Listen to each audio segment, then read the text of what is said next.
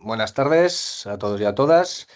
Y nada, bienvenidos a una nueva sesión del seminario del Grupo de Investigación Postdema. Esta es la última sesión de este curso, para lo cual pues, bueno, hemos organizado una sesión conjunta, para discutir, reflexionar sobre pues, las nuevas aproximaciones a la dictadura franquista, ¿no? Que es un tema, o más bien se podría decir que es el tema que vehicula bueno, pues buena parte de los trabajos y los proyectos de investigación de este grupo, ¿no? Bueno, pues para ello queríamos reunir dos obras que, bueno, pues que han contribuido del año pasado, porque los dos libros se publicaron en 2025, a ofrecer pues, bueno, lugares o espacios novedosos y originales desde los que explorar y analizar el régimen de Franco y la sociedad española durante la dictadura, ¿no? Unas contribuciones que además son resultado de proyectos de investigación y que además se dirigen de lleno al actual debate social sobre nuestro pasado más inmediato, ¿no? Un debate, ¿no? En el que, bueno, pues a pesar de lo que se conoce y de lo que se ha investigado, bueno, pues la dictadura franquista sigue navegando, se podría decir que viento en popa, ¿no? Gracias a los mitos y a los juicios positivos que todavía siguen gozando de nueva salud, incluso entre las nuevas generaciones, ¿no? Que es algo sobre lo que podríamos reflexionar, ¿no? Mitos, pues bueno, como que el hambre de posguerra fue un acontecimiento casi meteorológico, asociado a esa pertinaz sequía y a la destrucción de la guerra civil, y en la que, por supuesto, el régimen no tuvo absolutamente nada que ver, o que bajo Franco, pues bueno, la corrupción no existía, ¿no? Frente a esos mitos, como decía, y bueno, pues para eso planteamos también un poco esta sesión conjunta, ¿no? Para explorar, para ver esas nuevas aproximaciones al franquismo, pero también para ver investigaciones que confrontan esos mitos que ciertamente están extendidos, más de lo que nos gustaría. Son investigaciones que, bueno, pues que son capaces de confrontar, como decía, aquellos mitos, ¿no? Y por eso en esta sesión hemos querido reunir a Miguel Ángel del Arco Blanco, catedrático de Historia Contemporánea de la Universidad de Granada, que nos presentará su libro La hambruna española, publicado como decía, en 2025 en Crítica, donde ya publicó hace pocos años su obra Cruces de Memoria y Olvido, los monumentos a los caídos de la Guerra Civil Española, con el que recibió, de hecho, el premio Juan José Carreras de la Asociación de Historia Contemporánea en 2023. Y por otro lado, hemos invitado también a Enrique Fáez, profesor del Departamento de Ciencias Políticas y Sociología de la Universidad Nacional de Educación a Distancia, que ha publicado recientemente, y es el libro que nos viene a presentar hoy, o del que nos va a hablar hoy, el libro El agente suizo, Fuga de capitales en la España de Franco, publicado en Galaxia Gutenberg, también en 2025, y que se suma, bueno, pues a otros trabajos como la biografía sobre Demetrio Canceller, que lleva por subtítulo Un empresario en el gobierno, también publicado en Galaxia en 2020. Bueno, no me voy a extender en las presentaciones porque podría estar aquí un rato largo, ¿no? Dado el currículum de ambos investigadores. Simplemente, pues bueno, agradeceros en nombre del seminario y de todo el equipo de investigación que hayáis aceptado participar en el seminario en el que os acompañará otro experto en el franquismo, también compañero del grupo, que es Nicolás Sesma, que bueno, se encargará de moderar la sesión y de iniciar un diálogo a tres tras las presentaciones caigas de vuestros libros, ¿vale? Entonces, para muy brevemente explicar cómo funciona el funcionamiento del seminario de esta sesión, os dejaremos 10-15 minutos a cada uno para que habléis de vuestros libros, de un poco de lo que consideréis más importante y más relevante para esta sesión. Y posteriormente Nicolás habrá un pequeño comentario de 10-15-20 minutos, un poco lo que se quiera extender, y bueno, pues lanzará preguntas y comentarios para iniciar ese diálogo a tres, que luego en los últimos 30 minutos abriremos al resto de asistentes, ¿vale? Así que nada, muchas gracias a Enrique y a Miguel Ángel por vuestra participación, al resto también de personas que habéis asistido esta tarde al seminario. Y nada, os doy la palabra. Os dejo a vosotros quien quiere iniciar y si no, pues os digo yo. ¿Tenéis alguna preferencia? ¿Quieres empezar tú? Si no, Miguel Ángel, si quieres empezar tú, y si no, pues Enrique, Sí. venga, Venga, hacemos uno así. de 10-15 minutos, ¿no? Eso, Aproximadamente. 10-15 minutos. Vale, pues nada, lo primero, lo que os decía un poco antes de comenzar la grabación, ¿no? Micrófono cerrado. Muchas gracias por la invitación. Viendo la lista y los nombres y apellidos, la trayectoria de la gente que se iba conectando y que se está conectando, estoy especialmente agradecido por participar aquí y espero recibir de vosotros, de vosotras, comentarios, observaciones, sugerencias, ideas, que sin duda serán útiles, ¿no? Yo os quiero contar en 5 minutos lo que iba a ser mi investigación y lo que acabó siendo finalmente, y en otros 5 minutos, 5 o 7 minutos, las preguntas que conseguí responder y las que no, ¿vale? Quedado así de una forma pues bastante casi telegráfica, ¿no? ¿Qué iba a ser este libro al principio? Pues iba a ser un despliegue de un ejercicio de curiosidad, ¿no? Yo creo que más o menos quienes habíamos transitado, aunque sea más o menos de puntillas, ¿no? Por el primer, por el segundo franquismo, no es difícil que nos hayamos o que nos hubiéramos topado con lo que parecía que había sido el primer gran escándalo financiero internacional de la dictadura franquista, ¿no? Lo que nos encontrábamos era una fotografía bastante difusa, o por lo menos en la que me encontré yo, de un agente suizo que aparece casi siempre de perfil, facilitando una fuga de capitales que no se sabe muy bien cómo se vehicula, ni a quién beneficia, ni mucho menos en cuánto está cifrada, ¿no? Tampoco se conocía bien las ciudades en las que operaba ni cómo operaba, y sobre todo se desconocía el porqué de la máquina, ¿no? del sistema. Bueno, ante esta fotografía, que a mí al menos me parecía sugerente, pues lo que quise fue hacer una aproximación y responder a la pedestre pregunta de qué es lo que había ocurrido aquí, ¿no? Y como pregunta central de investigación, delimitar si realmente, quizás, aquel fue el primer gran escándalo financiero internacional del franquismo, ¿no? Más que para buscar una respuesta efectista, para ir desenredándolo y poder comprender pues, cómo funcionaba realmente la economía franquista a través de un estudio de caso, ¿no? ¿Qué acabó siendo este libro? Bueno, pues acabó siendo no una biografía de Josh Logan Rivara, que es el agente suizo en cuestión, que trabajaba para uno de los gigantes financieros suizos, como sabéis, la SBS, que entraba en España 2 veces al año y sometía su actuación a un régimen de clandestinidad, casi de agente secreto, de espía, pero al mismo tiempo cenaba en restaurantes caros de la Rambla, asistía a eventos deportivos, confraternizaba, bueno, por las calles de Bilbao con sus clientes. Em, Acabó siendo no tanto una biografía de este personaje, sino un collage realmente no previsto, ¿no? Y esto es lo bonito, yo creo, de cuando entramos en una investigación sin tener las conclusiones escritas, de lo que en ese momento era una pequeña ventanita de la sociedad, la política, la economía, la justicia, la policía franquistas, ¿no? Mm, Creo que se puede hablar de un triángulo, no sé si conceptual, o de una tríada de escenarios, ¿no? Grandes en el libro que acabó siendo, que son la economía, la legalidad y la justicia, ¿no? Mi libro se desarrolla pues, entre los vértices de este triángulo, que en absoluto es simétrico ni equilátero, ¿no? ¿Cómo está funcionando realmente la economía? La economía privada, franquista, ¿no? Insisto, es un estudio de caso, con todas sus limitaciones. Pero bueno, la muestra recogida son 369 clientes de la banca suiza con su nombre, apellidos, la cantidad de divisa que tenían depositada en un banco de Ginebra, ilegalmente, como sabéis, para el franquismo, las motivaciones o los pretextos, las excusas que le explican al juez bueno, para explicarle el por qué se habían llevado ese dinero y cuándo se lo llevaron, ¿no? Entre otras preguntas. ¿Cómo funcionaban esos circuitos, ¿no? Y cómo funcionaba esa economía? ¿Cuál era la legalidad franquista que regía todo esto? Que, como sabréis, pues era una ley ya obsoleta, promulgada bajo una lógica de guerra 30 años antes, la ley de delitos monetarios, ¿no? En 1938. Y como tercer y último vértice de este triángulo, aunque podría ser un polígono con más vértices, ¿no? La justicia.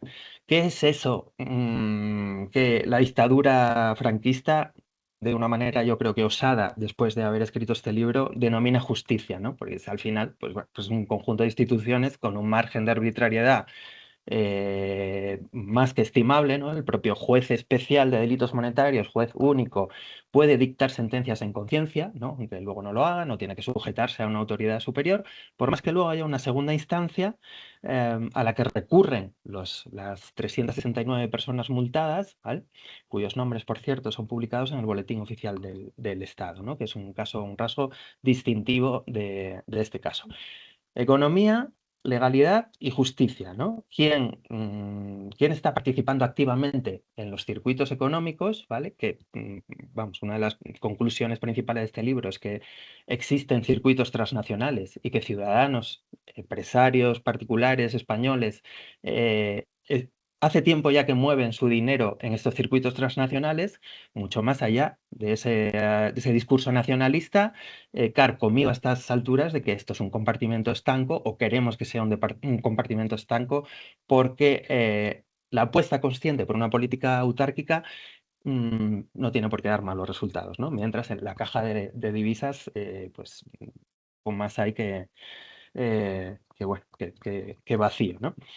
Economía, legalidad y justicia. El libro acabó siendo, sin haberlo previsto también, pues bueno, un repaso a otros, un repaso no, una aproximación, ¿no? Porque sabéis que cuando tenemos que transitar, me imagino que os pasará por distintos escenarios, pues no solo yo al menos me siento inseguro por aquellos que no domino, ¿no?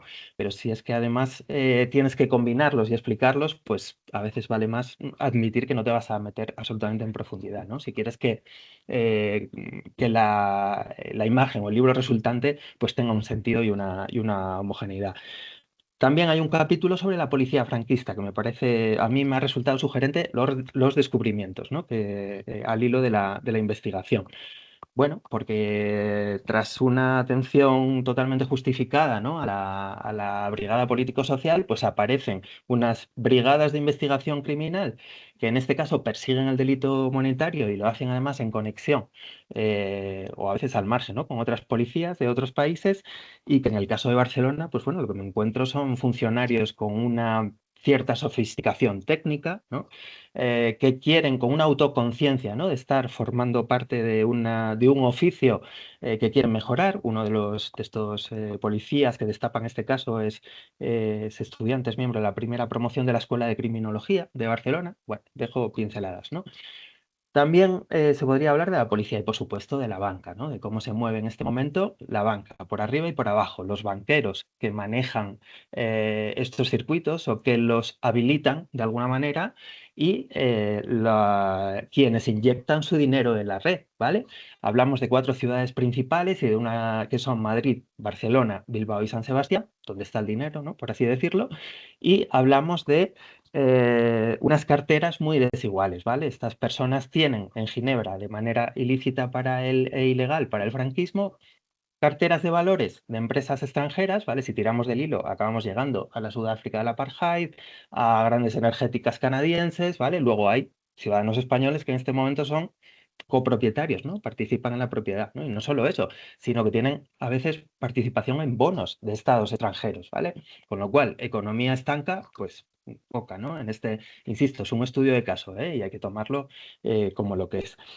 Fuente principal del estudio documental, el sumario judicial del caso, ¿vale? Que precisamente me encontré buscando la implicación de mi anterior biografiado, Demetrio Carceller, en este escándalo, ¿no? Que resultó ser una implicación menor y anecdótica, pero bueno, tirando del hilo, aparecieron las 20 cajas del sumario judicial en el Haga, donde todas sabréis que se investiga ahora mucho mejor que hace unos años, ¿no? Con mucha más facilidad.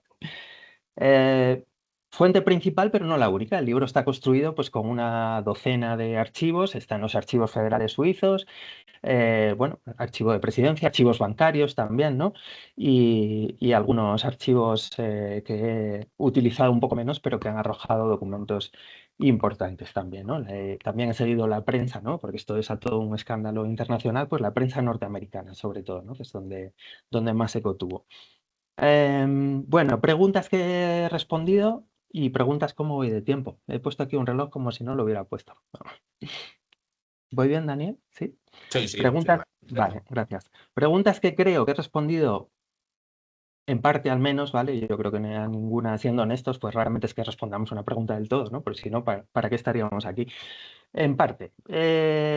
¿Cuál es el escenario? O sea, si tengo que acudir a una palabra que defina la fotografía que hay al fondo de toda esta historia, yo elijo descrédito, ¿vale? Descrédito. O sea, el descrédito que en este momento tiene, a juzgar por lo que he visto y estudiado en este caso, ¿vale?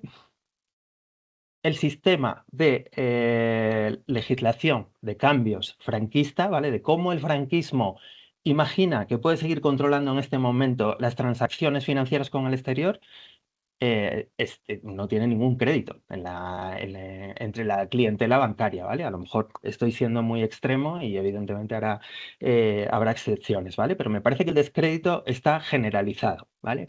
Que nadie se toma en serio, o muy pocos, esa legislación, ¿vale? A pesar de que el IM, ¿no? El Instituto Español de Moneda Extranjera, a veces pues toque sus tambores de amenaza y diga, ojo que esta vez vamos en serio, vamos a perseguir, estamos absolutamente carentes de divisas, vamos a perseguir, ahora sí que sí, de verdad, ¿no? En 1958, que es cuando estalla todo esto, a quienes se están llevando el dinero fuera, ¿vale?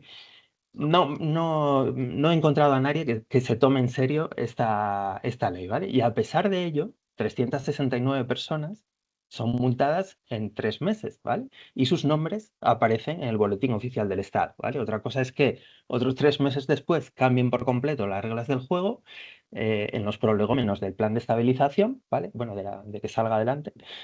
Y envío un saludo muy especial a Ana Catarina Hoffman. Tenía muchísimas ganas de coincidir contigo en algún seminario. Te he leído y te he utilizado mucho en el libro, ¿vale? Bueno, en una capa, vamos, simultánea al descrédito, lo que encontramos, bueno, es que por el lado de la justicia, por lo menos de la justicia llamada justicia monetaria, no nos va a sorprender, ¿no? Pero al final, cuando se demuestra a través de un estudio de caso, pues se refuerza un poco, ¿no? No hay imperio de la ley alguno, no hay separación de poderes, ¿vale? Sé que nos está sorprendiendo lo que os digo, pero bueno, en estos tiempos que corren, en aulas universitarias y especialmente de secundaria, ¿no? Como padre de 2 hijas adolescentes, me parece que conviene no perder de vista lo que fue el franquismo, ¿vale? ¿Sirvió para algo positivo más allá de lo punitivo? No sé, yo después de haber escrito este libro, esta pregunta me revolotea, ¿vale? La uso un poco como provocación y fueron muchísimos años y aquí hay personas que sabéis muchísimo más que yo, ¿no? De franquismo, pero bueno, yo la tiro. ¿Había alguien al volante en la política económica? O sea, desde luego, esa genialidad presupuesta.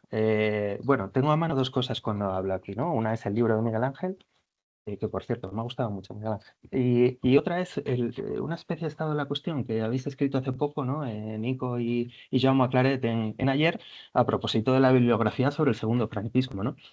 Que me parece muy atinado también, ¿no? Y bueno, pues estoy un poco en esa onda, ¿no? De hecho, mira, me he encontrado la fecha de 1955 que proponéis, ¿no? Como para despojar de una vez ya de esa supuesta genialidad, ¿no? Pues casi tocados por una varita mágica de estos tecnócratas, ¿no? Que parece que no, que emergen como hongos, ¿no? En 1955 es cuando detecto yo que se dispara la fuga de capitales a partir de este caso, ¿vale? Me parece que es, no sé, que si buscáramos coherencias podríamos encontrarlas. Más preguntas. Un caso como el que yo he estudiado prefigura lo que va a venir después, ¿vale? Me refiero a esa apertura económica, que cambien cosas en lo económico para que no cambie nada en lo político, o está confirmando algo que ya existe, que ya venía siendo, ¿vale? Eh, bueno, yo creo que más bien sería lo segundo, ¿no? O sea que realmente, y esto encaja también con la lógica de ciertas explicaciones, ¿no? De la lógica del desarrollismo, lo que vienen a hacer las instituciones luego, y de hecho este caso es una prueba, es validar o consagrar, en este caso además de una forma extremadamente chapucera, ¿no? Eh, la validez, perdonad por la redundancia, de mecanismos, de operaciones, de maquinarias que por el lado, en este caso de la economía privada, ya se venían dando. ¿Vale? O sea, 3 meses después de condenar a estas 369 personas, resulta que ya no es delito lo que había motivado esas condenas, ¿no? Y no solo no es delito, sino que empieza a ser hasta cierto punto deseable. Bueno, prefiero dejar aquí la intervención con preguntas abiertas, ¿vale? Y bueno, tengo alguna más anotada, pero no quiero consumir más tiempo de Miguel Ángel ni del que podamos utilizar luego para un coloquio constructivo. Gracias por la escucha. Muy bien, muchas gracias, Enrique, te has ajustado muy bien el tiempo. Así que nada, Miguel Ángel, todo tuyo. Bueno, pues nada, muchas gracias. ¿Se me escucha bien? Sí, vale. Perfecto. Bueno, pues nada, para mí es un placer estar en este seminario del que ya había escuchado hablar y bueno, también que hayáis seleccionado a mi libro para hablar sobre él, ¿no? Espero que os haya gustado y que no sea para ponerlo muy verde, ¿no? Dentro Perdona, de Miguel la... Ángel, por si te Sí, puedes, por si te quieres enchufar la cámara, que la tienes apagada. No sé si la has apagado por algún motivo o algo, pero para que lo sepas, que la tienes apagada. no, creo que se ha apagado cuando cuando habéis puesto lo del el recording.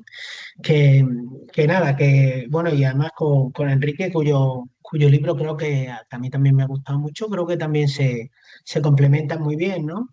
Porque yo creo que podríamos decir aquello de aquellos polvos, esos lodos, ¿no? O mejor, los lodos de la corrupción en los 40, más lodos a finales de los 50, ¿no? Pero bueno, mi libro hace cosas difícil, ¿no? Pero empezaré diciendo bueno, ¿cómo surgió, no? Surgió pues prácticamente desde que yo era niño, porque yo escuché hablar de la posguerra con temor y hablando como, recordándola como si fuese incluso peor que la guerra, ¿no? Y esto lo decían muchos testimonios y, y desde siempre lo tuve presente, ¿no? Y era una cosa que me llamaba la atención y siempre me atrajo la posguerra.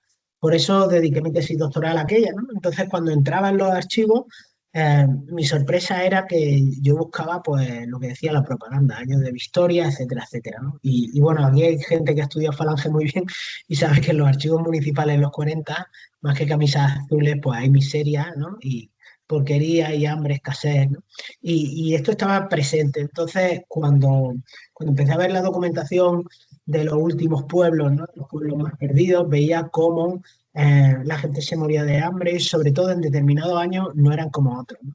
Entonces, poco a poco, a lo largo de mi carrera, ¿no? Que me dediqué al tema de la posguerra, me fui aproximando a la cuestión del hambre, ¿no?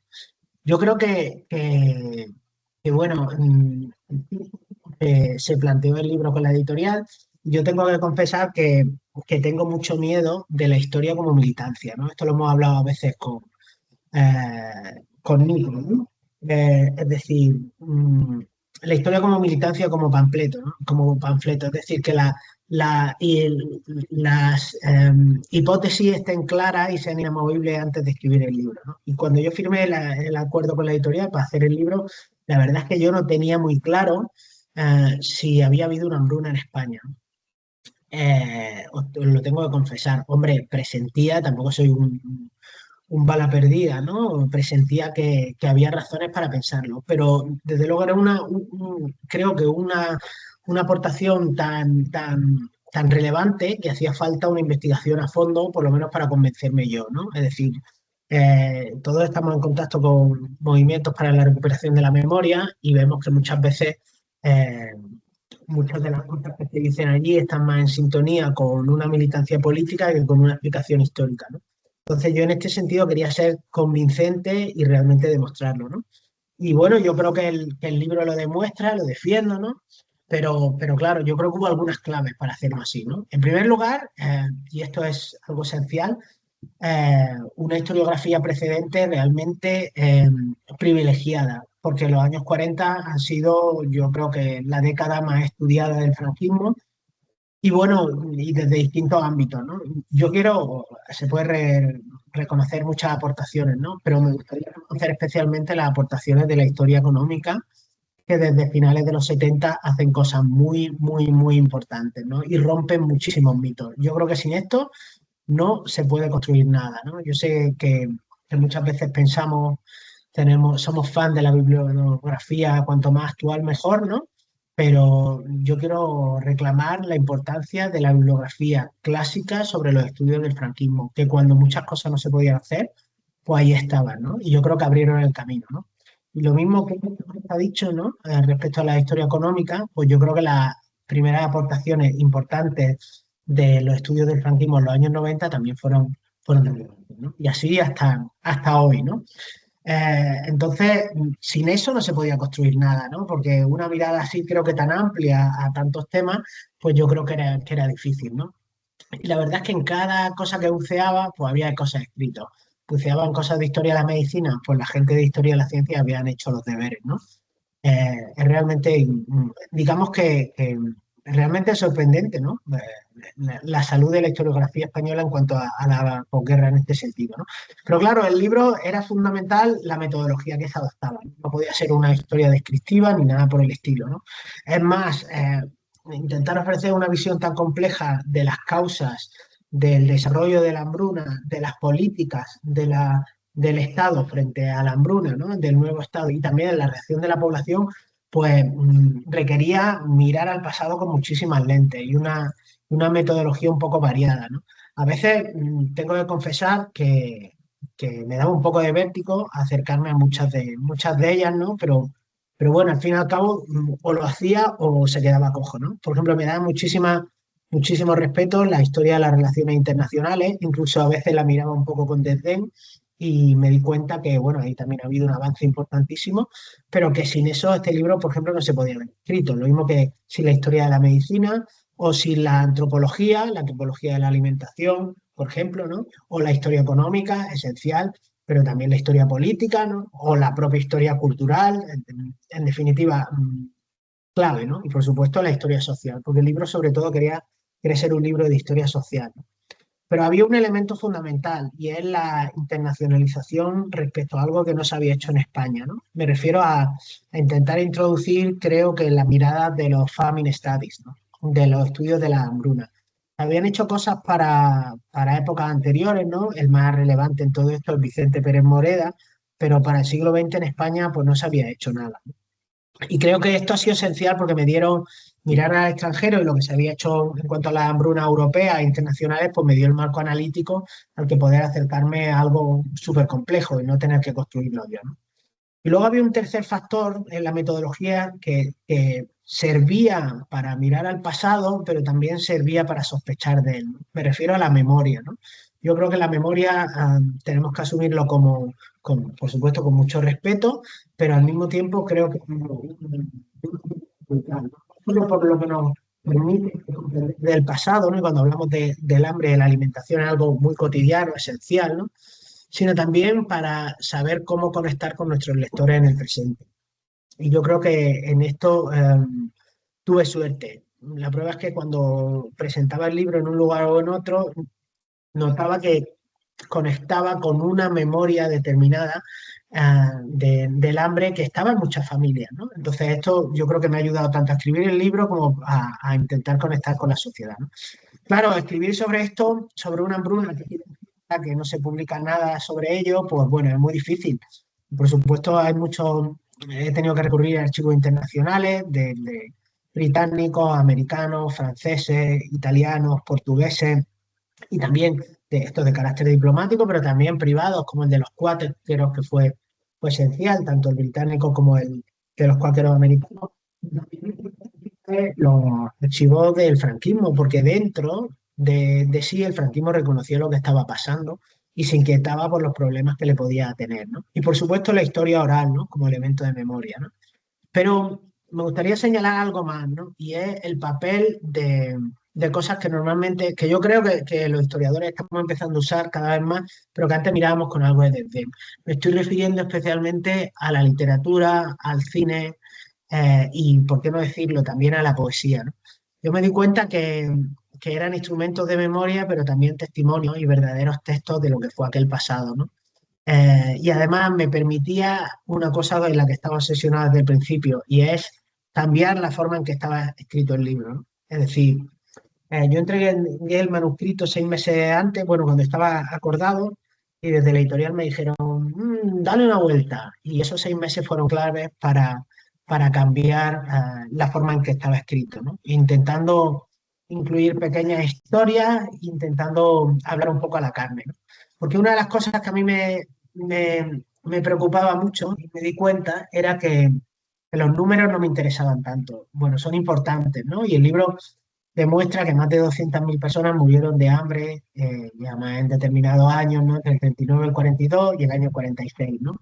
Y esto es importante, desde luego, ¿no? Pero yo creo que la historia de las catástrofes, la historia del siglo XX, no se comprende sin pequeñas historias, sin miradas un poco cercanas, ¿no? Miradas a la carne, ¿no? Porque a veces repetimos cifras, repetimos acontecimientos y nos dejan un poco fríos, ¿no? Pero por eso yo quería y yo creo que no es malo, no solo contar pequeñas historias, sino también intentar hacerlo de una forma que pudiese conmover, ¿no? Y esto es difícil porque puede acabar en un panfleto, ¿no? Yo espero no haber acabado así, ¿no? Pero en definitiva, ¿qué demuestra el libro? Bueno, pues yo creo que primero rompe con el mito principal del franquismo respecto a la gran evolución económica y el milagro económico español, ¿no? Por lo menos de manera indirecta. ¿Por qué? Porque saca a la luz una hambruna silenciada por el régimen en los años 40, ¿no? Y de la que Franco fue totalmente responsable. Y sus ministros, ¿no? Las causas, pues bueno, tienen en cuenta la guerra civil, pero considera que no fue determinante. La causa principal fue la política autárquica, de la que ya se habló anteriormente, y vinculada a esta no solo estaban las decisiones económicas, sino posicionamientos políticos, culturales y sociales que llevaban aparejado esto, ¿no? Como podía ser la propia victoria desde el punto de vista del papel de la represión, como podía ser la corrupción en el funcionamiento de todo esto, como podía ser el envío de alimentos y materias primas a Alemania mientras que la gente se está muriendo de hambre, o como podía ser el propio, creo que fue esencial, de lo más esencial, el bloqueo económico aliado para explicar la hambruna, ¿no? Que fue provocada por las veleidades filofascistas del régimen de Franco, como sabéis, ¿no? Eh, yo creo que la segunda parte respecto al desarrollo de la hambruna era bastante relevante porque al fin y al cabo te demostraba cuáles son los síntomas y que realmente hubo una hambruna, ¿no? Desde cómo la gente se moría del hambre, al aumento de enfermedades infectocontagiosas, al aumento del coste de vida, es decir, las cuestiones claves que desgraciadamente se repiten sistemáticamente en la hambruna, en la historia, ¿no? Y especialmente en el mundo contemporáneo, ¿no? Pero también me interesaba, por supuesto, las reacciones, ¿no? Porque esto también nos ayudaba a comprender la reacción del régimen de Franco y también la responsabilidad, ¿no? Frente a la hambruna, ¿cuáles fueron las políticas? Pues a mí demuestra que el franquismo utilizó el hambre como oportunidad, primero para su propaganda, para intentar demostrar que estaba haciendo algo, y en segundo lugar como elemento de control social. Fundamental, ¿no? Como un aspecto completamente fundamental. Y esto, al fin y al cabo, está explicando también el porqué de la supervivencia del régimen de Franco. Y es un tema clave, ¿no? Y se vuelve a poner de manifiesto cómo el régimen adoptó decisiones que fueron en contra de los intereses de los españoles y de las españolas y cómo decidió políticamente. Por eso hay capítulos que pueden pasar desapercibidos, pero a mí me parece que son muy reveladores, como por ejemplo el que hablo de la ayuda humanitaria internacional, ¿no? Que desgraciadamente está de tremenda actualidad, ¿no? Cuando el régimen de Franco quiere monopolizar, cual Estado de Israel actualmente, la ayuda internacional, dónde se distribuye, a quién se le distribuye, en qué condiciones, como forma de influir políticamente. Y cómo el régimen prefiere que la gente se muera de hambre antes de aceptar una ayuda que no viene de los nazis y de sus aliados, sino más bien de, por ejemplo, de Estados Unidos, ¿no? Pero claro, de esto había que hablar, yo quería llenar el libro también de una dimensión social y por eso me parecía que las relaciones de la población eran importantes, ¿no?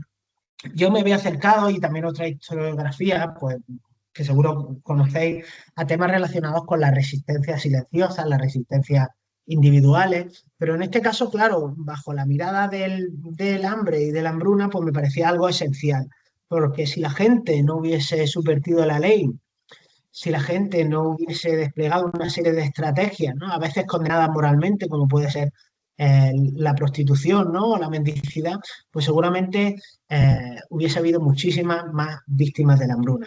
Y me parecía algo interesante, ¿no? Porque cuando analizamos el poder o las políticas, a veces nos centramos en las instituciones, nos centramos en la ley, pero no nos centramos ni en su aplicación ni en cuál es la reacción por parte de la sociedad. Y esto nos da a entender cómo bajo el franquismo hubo un mundo completamente bipolar, no ya solo dividido entre vencedores y vencidos, sino también un mundo completamente bipolar por el cual la ley iba por un lado y la realidad iba por otro, ¿no? Por eso digo que el libro de Faes tiene tanto interés para mí porque en el fondo veo ecos muy claros, ¿no? Y bueno, unos niveles de corrupción que sin ánimo de hacer valoraciones me parece que son perfectamente comprensibles, pero quedan muy atrás del punto a que se llegó en el franquismo, ¿no? Sobre todo desde el punto de vista de la responsabilidad. Pero en el fondo cuando hablamos de la hambruna española, no solo estamos hablando de algo, y con esto termino, de algo que sucedió, que conviene rescatar, sino que fue un elemento fundamental, bajo mi punto de vista, para explicar el régimen de Franco, su supervivencia y también su institucionalización. Pero también para explicar incluso las actitudes sociales de muchas personas por las cuales se entiende perfectamente que la oposición quedase bastante limitada durante los años 40 y que también en la población en las décadas siguientes hubiese no solo una aceptación o una cotidianidad en este camino por la corrupción, sino especialmente la idea de que España estaba mejorando, porque el punto de que se partía era tan crítico que me da la sensación que lo que sucede en los años 40 no solo explica la hambruna y todo lo que he contado, sino también buena parte, o por lo menos contribuye a explicar buena parte de la evolución posterior en las siguientes décadas. Y creo que aquí lo puedo dejar. Muy bien, pues muchas gracias, Miguel Ángel. Así que nada, Nicolás, todo tuyo con el comentario y las preguntas que quieras hacer. Muchas gracias. Bueno, muchas gracias, Dani, gracias, Miguel Ángel, gracias, Enrique. Bueno, como estamos hoy además bastante gente, quiero dejar el máximo tiempo posible al debate, así que bueno, voy a hacer un comentario rápido de algunos puntos que me han llamado la atención de ambos libros, que cuando estábamos discutiendo esta sesión del seminario, aunque parecen dos libros muy alejados, nos parecía efectivamente que eran dos libros que se complementaban muy bien, que tenían toda una serie de puntos en común, a pesar de que en principio partían de dos objetos de estudio bastante alejados. Yo en algún momento lo he comentado, tanto el libro de Enrique, bueno, los enseño físicamente porque a veces si no nos olvidamos también de que el trabajo muchas veces es un trabajo con el objeto físico también, que es empezar hablando formalmente de que son dos objetos además estupendamente editados, tanto por Galaxia como por Crítica, que son dos editoriales que están apostando mucho por este tipo de producto y que además, bueno, son la continuación de vuestros libros anteriores que han sido ya mencionados, el Cruces de Memoria del Olvido de Miguel Ángel y el libro de Demetrio Carceler de Enrique, aparecidos en la misma editorial. Yo en algún momento los he calificado como de tercera oleada de estudios sobre la dictadura, ¿no? Por sobre todo su grado de sofisticación. O sea, hemos pasado de probablemente historias de la dictadura, bueno, más genéricas o que aportaban, digamos, una primera visión a después, digamos, una segunda oleada en la que ya podíamos hablar de temas que se salían un poco más de simplemente hacer la historia política, la historia de los sucesivos gabinetes franquistas o unas primeras comparaciones más o menos superficiales con sobre todo la Italia fascista y con la Alemania nazi, y ahora ya, bueno, estamos en una tercera oleada en la que, aunque en algún momento pueda parecer que no queda nada por decir sobre los años de la dictadura, pues es todo lo contrario. Nos encontramos aquí estudios que empiezan a ocuparse de cuadros intermedios, cuadros que por lo tanto pueden tener una relación tanto con las altas jerarquías del régimen como con el conjunto de la población. Vamos a ver cómo toman también una serie de decisiones, eso provoca cambios en la legislación, hacen poco a poco moverse las maquinarias, las tomas de decisiones de la propia dictadura, y esto sin entender estos engranajes intermedios o esta realidad muchas veces a pie de obra como trae Miguel Ángel y también bueno, a pie de ministerio o a pie de boletín oficial del Estado como trae Enrique, pues no acabamos de entender tampoco las distintas dinámicas políticas.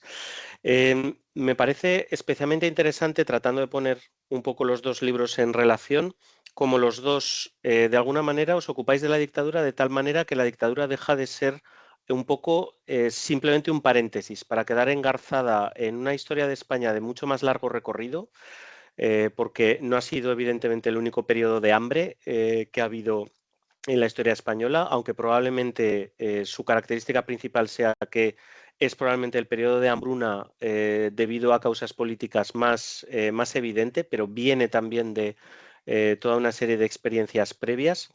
Y en el caso de Enrique lo mismo. Me parece que la historia de la corrupción, la historia de la evasión de impuestos es algo fundamental para entender no solamente el periodo franquista, sino en general toda la historia moderna y contemporánea española. con todos los debates que hay en el siglo XIX sobre la progresividad de los impuestos, con todas las discusiones que hay sobre si establecer un impuesto sobre la renta o no, y lo que se produce durante la dictadura es un poco todo este tema que está siempre latente, pero nuevamente de la manera más descarnada posible. Pero de esta manera yo creo que conseguimos introducir mucho mejor la historia de la dictadura franquista dentro de una comprensión mucho más global de lo que es la historia española de largo recorrido. Y pasa un poco lo mismo respecto a la historia europea. La historia de la evasión de impuestos es una historia europea, es una historia básicamente suiza, y por eso además el valor de haber trabajado en los archivos federales. Todas las élites probablemente no solamente a nivel europeo sino a nivel global pues han visto Suiza siempre como un refugio para sus capitales, y España quedaba un poco al margen de esta historia hasta que hemos empezado a saber pues que por ejemplo, en el año 31, el segundo país que cuenta con más divisas en cualquiera de los depósitos suizos pues es precisamente España, por el miedo a la Segunda República, y después vuelve a haber picos de evasión de impuestos, incluido también, por ejemplo, durante la transición. Y pasa lo mismo con el estudio de Miguel Ángel. Las hambrunas forman parte de la historia europea contemporánea, y está el caso del Holodomor, pero no únicamente, sino que la utilización del hambre y de la hambruna como arma de guerra pues, nos permite precisamente introducir la historia del franquismo dentro de una comparativa, digamos, mucho más global. Así que por este doble engarce con la historia de España a largo recorrido y por la historia europea, me parece que estos dos libros pues son mucho más que simplemente dos casos de estudio, sino que nos permiten tener una visión de la dictadura mucho más sofisticada. Me parece que vuestros dos libros van un poco también no solamente contra lo que es la propia idea preconcebida de la historia de la dictadura, sino también contra el mito construido por la dictadura, tanto al mismo tiempo como sobre todo con posterioridad. La idea de que el hambre en España de posguerra es una consecuencia de la Segunda Guerra Mundial, yo diría que todavía sigue siendo mayoritaria en la opinión pública, de la misma manera que se considera que la corrupción durante la dictadura es algo básicamente residual, a pesar de que vamos conociendo muchísimos casos, a pesar de la falta de información, de la falta de independencia judicial. Entonces, una primera pregunta que os lanzaría a los dos es si en esto veis un éxito también por parte de la dictadura, un éxito en lo que sería la construcción de su imagen, la construcción de un mito. ¿Hasta qué punto esto es un mito construido de manera voluntaria? ¿Es un proceso memorialístico también para evitar el recuerdo de un pasado traumático?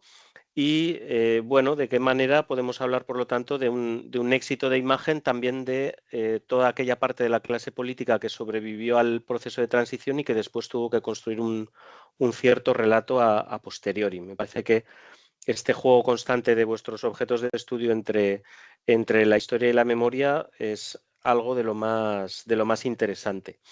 Los dos os ocupáis tanto del hambre como de la corrupción. Muchas veces tanto el hambre como la corrupción han sido estudiados desde la perspectiva de una racionalidad democrática o desde la perspectiva de una racionalidad económica, de tal manera que tanto el hambre como la corrupción serían un problema. Es decir, serían algo que cualquier régimen político desearía evitar. Sin embargo, lo que yo veo en vuestros estudios es hasta qué punto vosotros le dais la vuelta a esta lógica, que es en principio la lógica de cualquier persona que viva en un régimen democrático, y bueno, os apropiáis de la lógica de la dictadura, que es una racionalidad diferente en la cual tanto la corrupción como el hambre se utilizan como instrumento.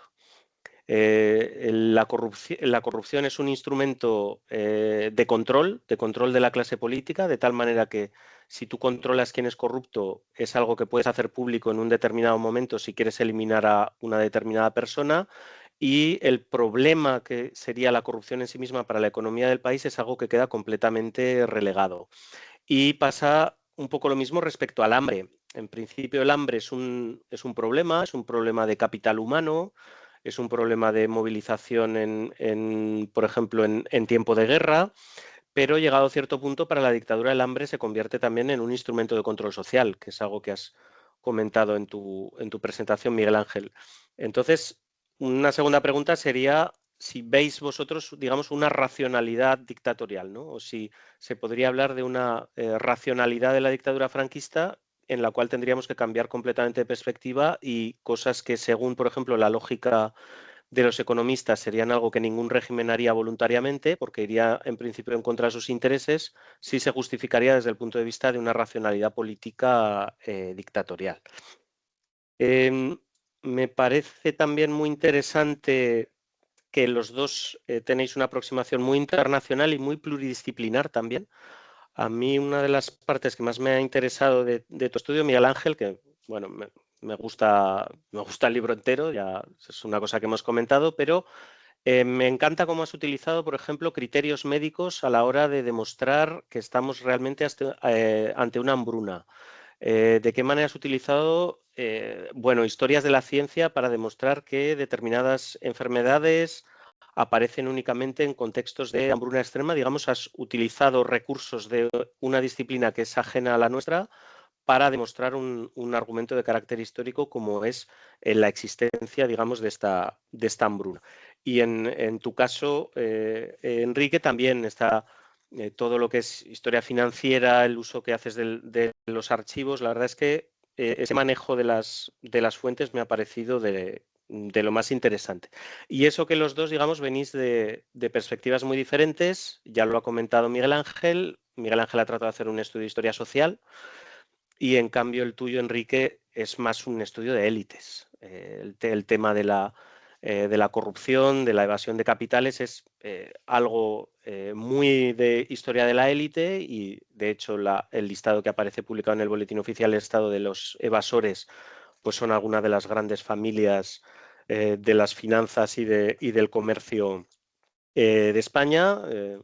Por cierto, que muchos de sus descendientes asistieron a la presentación del libro de Enrique en el Círculo de Economía de Barcelona y su interpretación de los acontecimientos narrados en el libro difería bastante de la de tanto del autor como de un pobre presentador que andaba por ahí, y sus ojos abiertos ante lo que ellos interpretaban como efectivamente una racionalidad que es la suya y que para nada es, digamos, la racionalidad de un Estado. Pero en vuestros dos estudios yo veo que muchos de los casos que utilizas tú, Miguel Ángel, son no solamente porque sean territorios que conoces muy bien, pero hay mucha presencia de Andalucía, hay mucha presencia de Extremadura, lugares donde quizá el hambre fue mayor que en otros territorios peninsulares, desde luego más que en el Arco Norte, en los que hay más minifundio, en los que hay más posibilidad quizá de aprovechar productos de la marea, como por ejemplo es en Galicia, o un tipo de agricultura diferente, como puede haber en algunas zonas de Aragón y de Cataluña. Entonces, yo me pregunto si veis una fractura territorial muy grande en vuestros dos estudios. Tú mismo, Enrique, en la presentación has comentado, tu historia es una historia que es básicamente en Barcelona, Bilbao, San Sebastián y un poco Madrid, pero Madrid casi más administrativamente que financieramente. O sea, ¿hasta qué punto realmente hay una fractura territorial, hay una fractura también a la hora de hacer historia, de tal manera que no es para nada similar a hacer historia del sur de España, de Andalucía y de Extremadura, aunque son territorios obviamente donde hay élites también, pero con una élite más acostumbrada a un cierto contacto con Europa y en la que haya una cierta tradición de evasión fiscal, como desde luego es en Cataluña, y también en el País Vasco, que se suele olvidar, pero bueno, la burguesía la gran burguesía de Bilbao está muy acostumbrada a comprar propiedades en Burdeos y a hacer viajes a Ginebra que no son solamente para ir a esquiar. Vamos a ver, en ese sentido, yo lo que veo un poco en vuestros dos estudios, y es algo que has comentado tú, Enrique, en tu presentación, tú has hablado de economía, de legalidad y de justicia. Es algo que está presente en los dos estudios, pero si hubiera un término un poco que une a vuestros dos estudios sería la noción de desigualdad. Desigualdad en el trato, desigualdad en la economía, desigualdad en el acceso a los abastecimientos, desigualdad en el trato por parte del régimen, desigualdad desde luego de justicia, no solamente de justicia delante de los tribunales, sino incluso de justicia social, ¿no?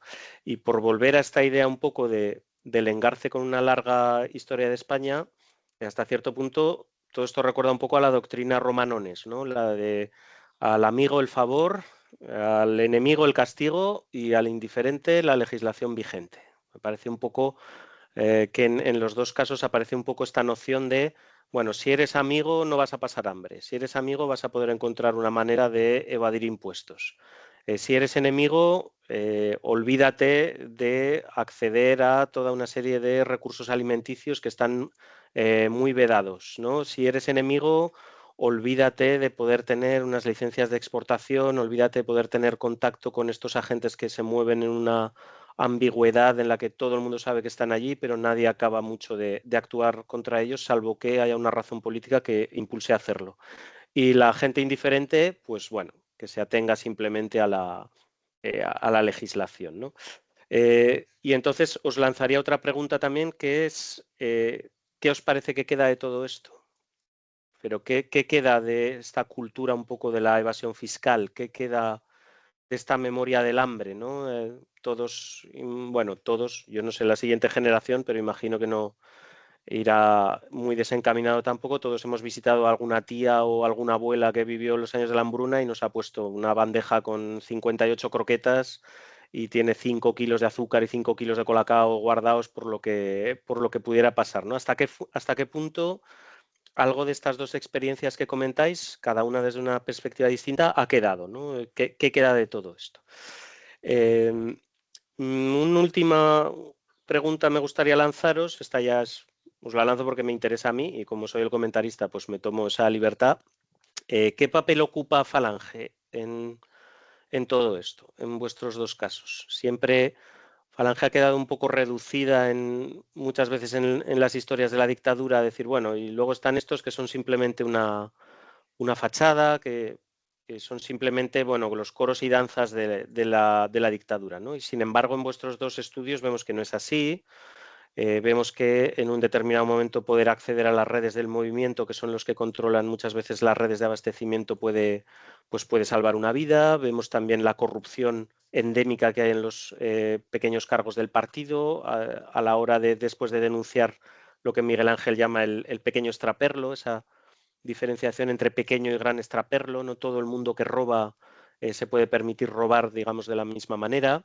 Y en el caso de Enrique está muy claro ese interés probablemente de los falangistas por desacreditar esta nueva oleada que quiere revestirse un poco del aroma tecnocrático, anticipando un poco todas las luchas de poder que va a haber en los años 60, a pesar de que muchos de estos tecnócratas son también, o han sido también en su juventud, miembros del Partido Único. Entonces, bueno, ¿qué papel os parece que ocupa Falange tanto en cada uno de estos dos casos como en general?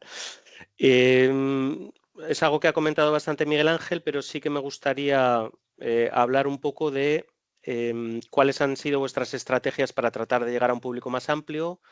Miguel Ángel ha hablado de estos recursos literarios, estos recursos a la poesía, al cine. Yo en tu manera de escribir, Enrique, veo también, bueno, una clara voluntad de llegar al gran público, ¿no? Una cierta construcción un poco de un thriller, de algo que pueda leerse de manera, digamos, mucho más desahogada. Entonces, esto evidentemente responde a una voluntad de llegar a un público más amplio. ¿Cómo os lo habéis planteado? ¿Ha sido sugerencia de la editorial, como ha comentado un poco Miguel Ángel? ¿Viene de vuestra propia compromiso, digamos, con la transmisión de la historia un poco al gran público? Y la última pregunta sería, bueno, ¿qué continuidad le vais a dar a estos dos libros? ¿Cuáles son vuestros nuevos proyectos? Porque aquí uno en cuanto acaba de hacer un trabajo ya le están preguntando por el siguiente, así que no os vais a librar. ¿Cuáles son los nuevos trabajos que tenéis en proyecto? Y bueno, tengo alguna cosa más, pero vamos a dejar un poco de espacio para que contestéis y espacio para el debate. Muy bien, muchas gracias, Nicolás. Entonces, bueno, pues ya todo vuestro. Si queréis, continuamos con el orden que hemos llevado al principio. Entonces, si quieres tú, Enrique, hablas tú y luego Miguel Ángel. Vale, muchas gracias, Nico, por todos los comentarios. Eres perfectamente consciente de que acabas de dejar la mesa llena de preguntas, ¿no? Y de papeles. Para mí son demasiadas, pero bueno, voy a ir de lo último a lo primero e intentaré responder mejor aquello para lo que creo que me ha capacitado más el libro, ¿no? Y lo que no pueda responder, pues lo dejaré abierto. ¿Voluntad de llegar al gran público? Bueno, creo que me ha pasado un poco como lo que comentaba Miguel Ángel, ¿no? O sea, que en realidad el producto final que acabas de enseñar, ¿no? El libro no tiene mucho que ver con lo que, bueno, no tiene mucho que ver, no responde exactamente a lo que era en las primeras concepciones, ¿no? Es decir, que una voluntad también de la propia editorial y de la persona editora porque esta investigación fuera escrita de la manera en que finalmente ha sido escrita, ¿no? Lo cual yo creo que es algo ante lo que debemos felicitarnos, ¿no? Primero, que las editoriales metan mano efectivamente en los trabajos, que lo hagan con voluntad de que salgamos del gueto, si es que seguimos metidos en ese supuesto gueto, ¿no? De escribir para nosotros mismos y nosotras mismas, que creo que ya no, que afortunadamente hace bastante tiempo que ya no, ¿no? Me parece una buena noticia, ¿no? ¿Y por qué mejora el producto final? Sin duda, ¿no? O sea, en mi caso, pues bueno, mi primer planteamiento iba más bien por la evasión fiscal. Al plantearlo a la editorial, pues casi que puedo escuchar el bostezo al otro lado de la línea telefónica, ¿no? Seguido de mira, dale una vuelta, pero no. Fiscal en un título, no, ¿no?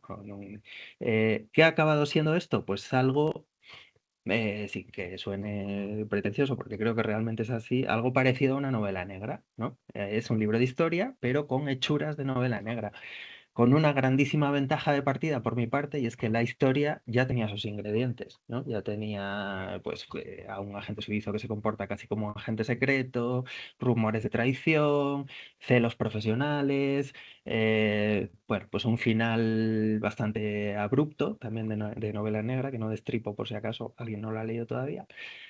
Bueno, muchos ingredientes en ese sentido. Es un thriller financiero, yo creo, ¿no? O creo poder presentarlo así, de alguna manera. ¿Supone esto renunciar al rigor, al uso de archivos? Pues bueno, creo que los dos libros que tenemos aquí, ¿no? Que por lo que he visto en el de Miguel Ángel y el mío propio, pues en absoluto, ¿no? Me parece que se apoyan, que tienen un sustento documental, pues mucho más que estimable, ¿no? Con lo cual, bueno, se pueden hacer las cosas, ¿no? A uno nos sale mejor unas y a otros nos sale mejor otras, ¿no? Pero creo que se han abierto caminos nuevos por los que, bueno, podemos transitar, ¿no? En cuanto a las formas.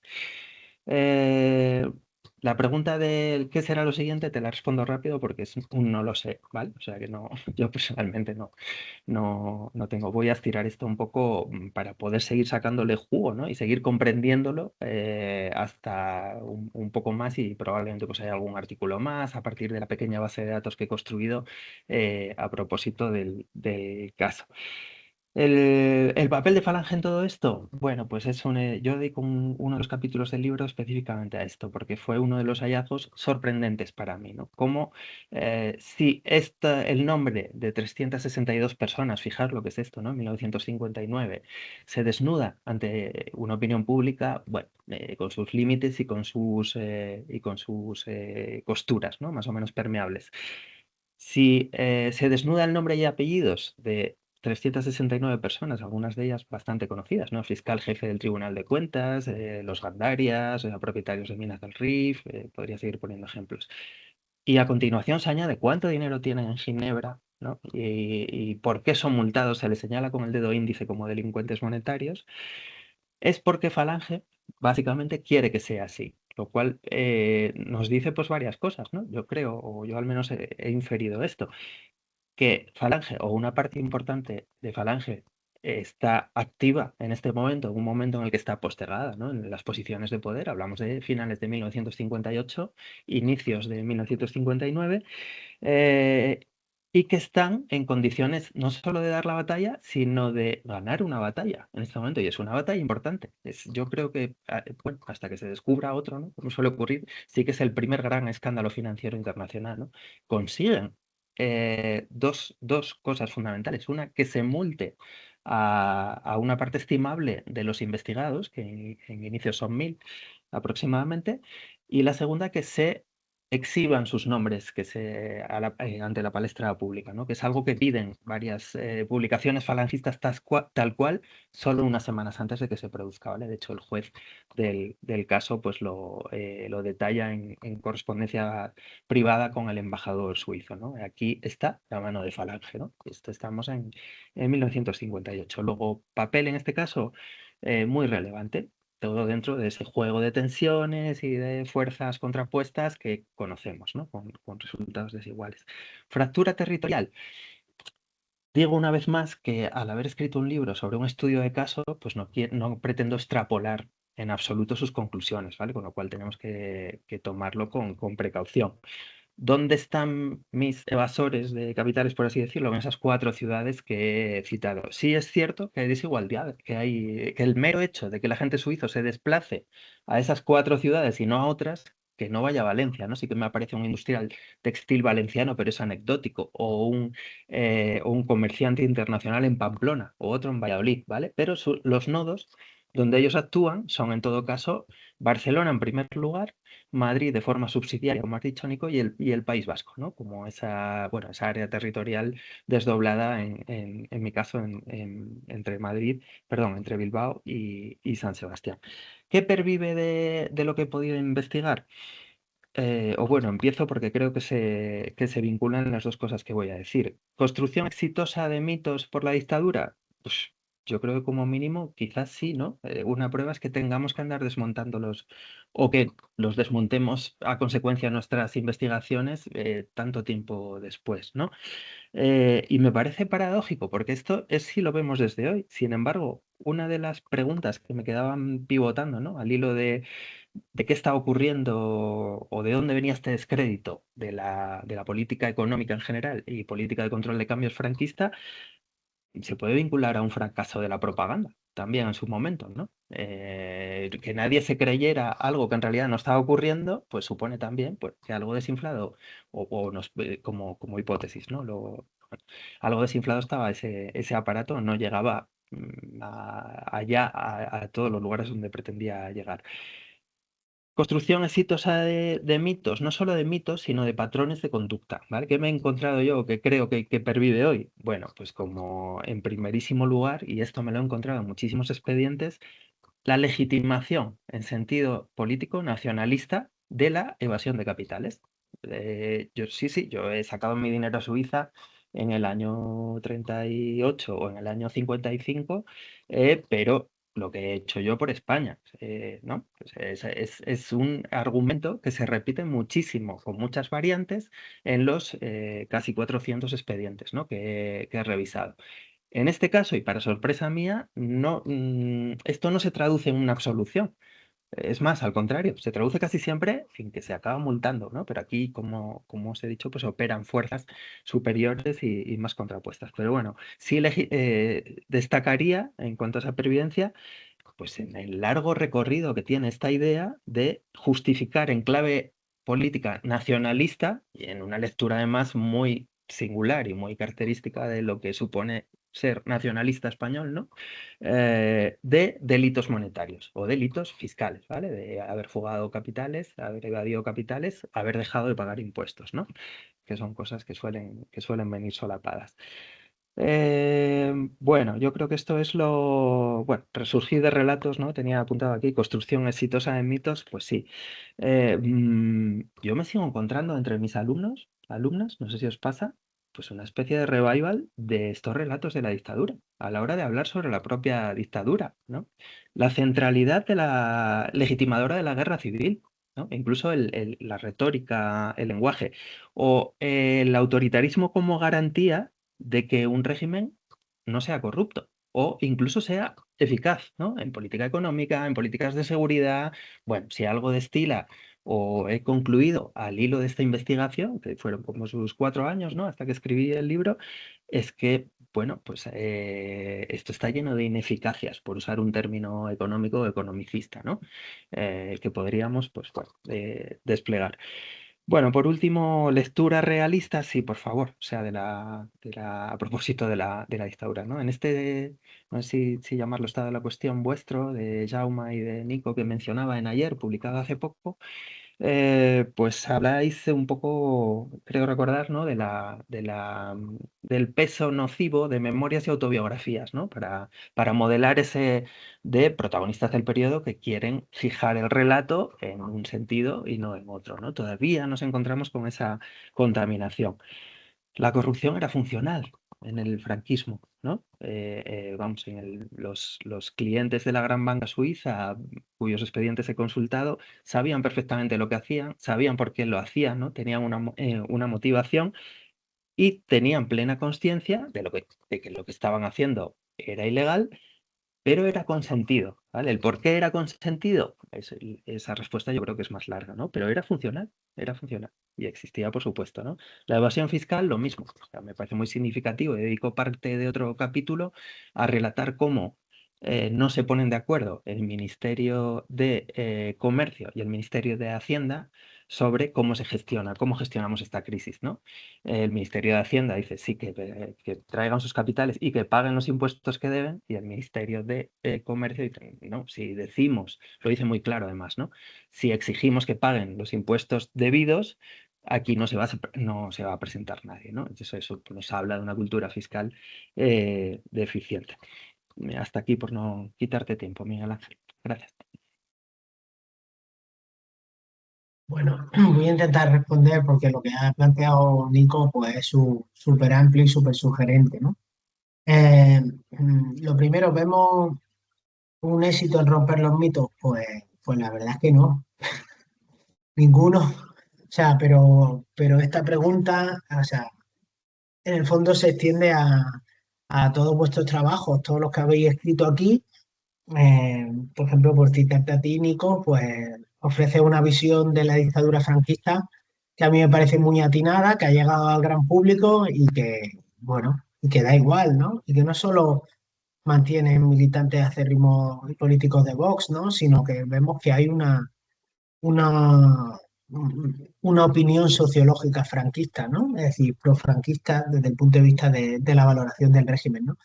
Pero no obstante, pues ahí tenemos que seguir, ¿no? Yo creo que lo que sí está claro es que si no hay buena historia y sobre todo no escribimos historia pensando en esta función social que tiene el historiador, que es derruir muchos de los mitos levantados por el poder, pues nuestro oficio deja de tener sentido, ¿no? Y más en esta época de inteligencia artificial y de verdades construidas, ¿no?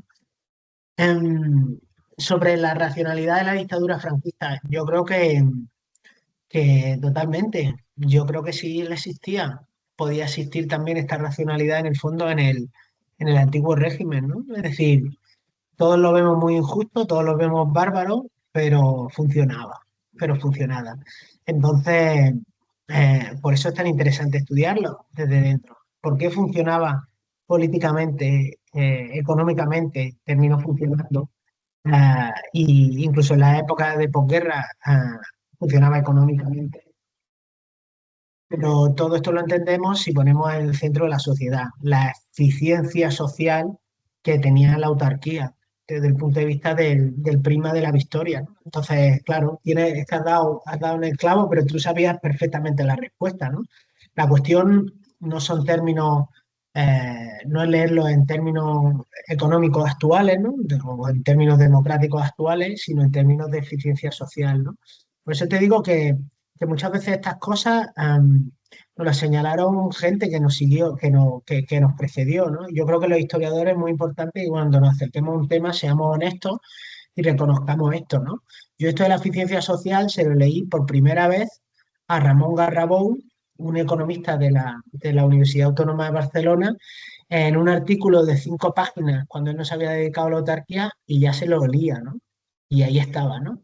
Entonces, yo creo que tenía razón, lo planteaba como hipótesis, creo que era un artículo de finales de los años 70 y yo creo que se entiende mucho, ¿no? Porque no hablaba de eficiencia económica, fíjate, un economista, sino eficiencia social, ¿no? Posiblemente él estaba hablando más en un franquismo concebido como grandes fortunas, grandes familias. Yo creo que el franquismo era una cosa donde la clase media también pintaba mal, ¿no? Pero yo creo que esto estaba ahí, ¿no? Sobre lo de los lugares del hambre, ¿no? Por supuesto, y si hay una fractura territorial, yo creo que no quiero entrar en el victimismo andaluz, ¿no?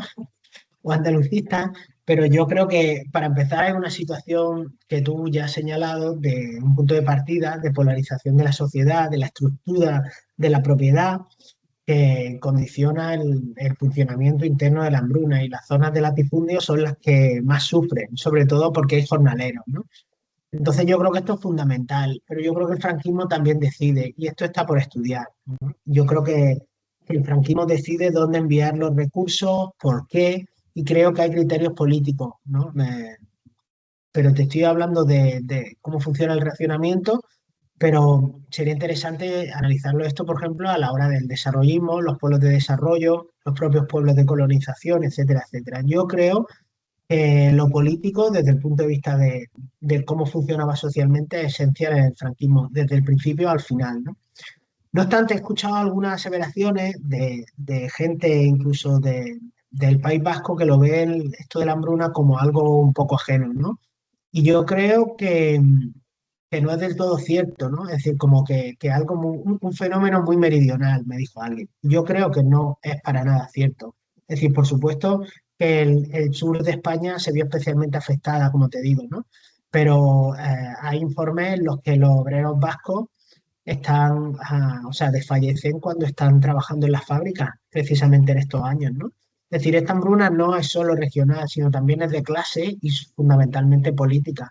Hay presos republicanos que mueren en las cárceles vascas, cántabras, etcétera, etcétera, ¿no? Entonces me parece que esa precisión hay que hacerlo, ¿no? Y de hecho las huelgas del 46 y del 47 en el País Vasco están fundamentalmente provocadas por esto, por el tema del hambre, ¿no? O sea que vale, si quieres no asume el concepto de hambruna para el País Vasco, pero el concepto del hambre para el País Vasco es fundamental, porque si no, no entienden nada de la posguerra, ¿no? Otra vez, ya lo señalaron González Portilla y José Mari Garmendia, ¿no? En un capítulo ahí perdido. Pero, pero en fin. La cuestión de la desigualdad.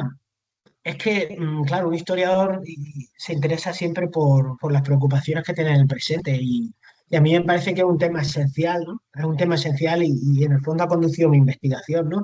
¿Por qué somos 8.000 millones de personas en el mundo? ¿Por qué se calcula que podemos alimentar a 12.000 millones de personas y aún así tenemos estos niveles de hambre, ¿no? Pues me interesa muchísimo cómo funciona la desigualdad y cómo se crea.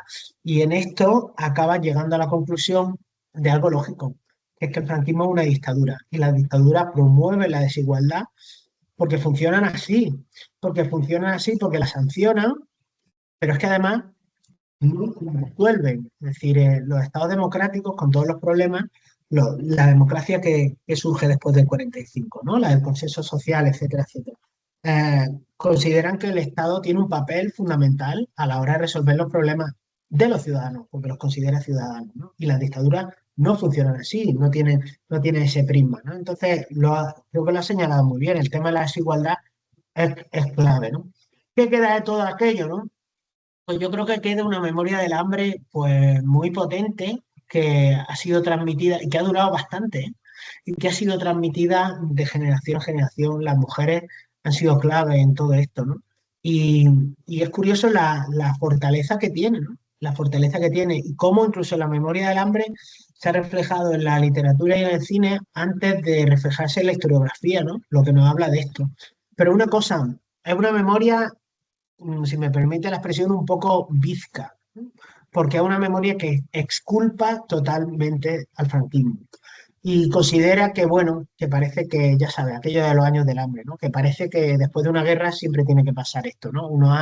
Un hambre provocado, pues bueno, pues por las circunstancias, al fin y al cabo asumiendo los mitos del franquismo, ¿no? En los porqués es completamente bizca, ¿no? Eh, el tema de Falange, ¿no?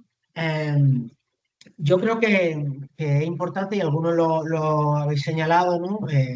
También lo ha señalado Enrique, y es el tema de que, bueno, que estar en el partido único te podía dar patente de corso para extraperlo, para la corrupción, pero sobre todo te acercaba a los alimentos, ¿no? Entonces yo creo que es un elemento fundamental, porque lo mismo que decimos que muchos republicanos o a priori republicanos que podían levantarse contra el franquismo por esto de comer, pues la protesta se desactivó, pues podríamos decir que muchos auténticos falangistas, no sé qué piensa Miguel Ángel Ruiz Carnicer, ¿no?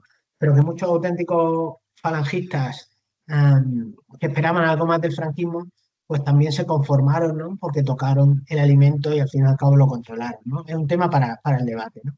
Lo que me llama la atención es que Falange es la principal perjudicada de todas estas protestas, de los rumores, de las críticas, de las políticas del régimen. Y esto es muy, muy llamativo, sobre todo cuando crees, y no quiero culpar a Falange, Dios me libre, pero sobre todo cuando ves que posiblemente el cuerpo más responsable de la corrupción, y ahí sí hablamos de corrupción porque utilizan los aparatos del Estado para enriquecerte, y en el fondo también más responsable de la hambruna, por lo que suponía el aumento de los precios por las grandes cantidades de productos que canalizaban el mercado negro, es el ejército. Y el ejército ha quedado completamente impune de todo esto, ¿no? Esto ya lo señaló el general Latorre Roca en aquel libro que editaba Jaume Claret, ¿no?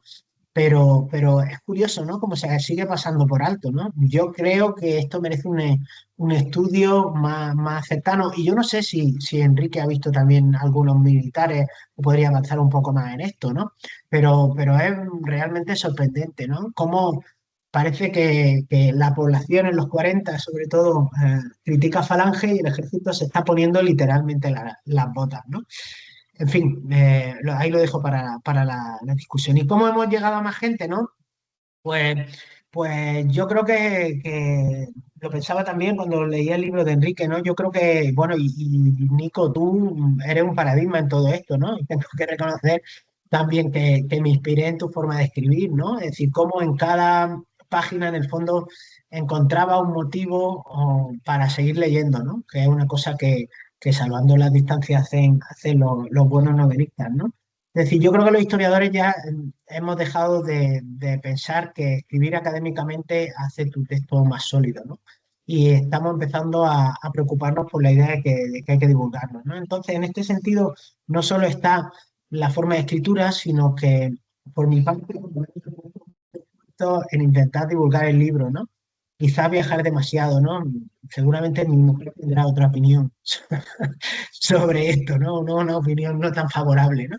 Pero claro, creo que es otra labor, ¿no? Que los libros no acaban cuando uno los escribe, sino que tiene que empeñarse en esto, ¿no? O en participación en podcast, en cualquier cosa, o cuando un alumno está haciendo un TFM y te dice quiero hacerte una entrevista, o sea, sacar tiempo para estas cosas, ¿no?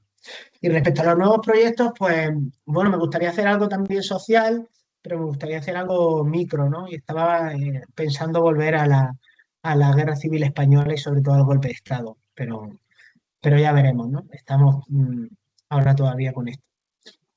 Ya está. Muy bien. Pues, Dani, damos paso a preguntas, ¿no? Sí, podemos dar paso a, bueno, los comentarios, preguntas o sugerencias que os hayan despertado en las intervenciones. Y bueno, si tenías alguna otra pregunta, Nicolás, luego la puedes Yo formular. es que son muy obedientes, han contestado muy bien a Sí, sí, todo. han A sido. ver, es verdad que las huelgas del 47, a propósito de lo que decía Miguel Ángel, es verdad que son unas huelgas más desconocidas respecto a otros procesos. La huelga de tranvías de Barcelona del 51 suele ser señalada siempre como un poco la primera movilización de masas, un poco que pone en jaque al régimen. Pero claro, las huelgas del 47, que además después, también en términos de memoria, han sido muy monopolizadas por el PNV, porque fue el que lanzó la llamada a la huelga general desde el gobierno en el exilio y desde el PNV en el exilio, y que sin embargo probablemente tenían más que ver con las condiciones de trabajo. Pero no sé quién te comentó esto de que era un asunto muy meridional y tal, pero por ejemplo, claro, los obreros industriales en el País Vasco, sin el número de calorías adecuadas, pues imagino que su productividad caería en picado. Entonces, estaría bien si, no sé si hay fuentes adecuadas como para poder vincular, por ejemplo, ese movimiento huelguístico con el tema de la hambruna, porque además, si no me equivoco, esto me parece que Miguel Ángel Ruiz Carnicero lo había comentado alguna vez, son un proceso huelguístico en el que hay incluso ejecuciones sumarias por parte de Falange a algunos huelguistas, o sea que es algo que realmente les asusta bastante y de hecho Jorge Semprún les dedica un par de obras de teatro. Son unas huelgas que han quedado un poco olvidadas, pero que en su momento tuvieron mucha repercusión. No sé si tienes algún dato más de esta vinculación entre el hambre y las huelgas del 47.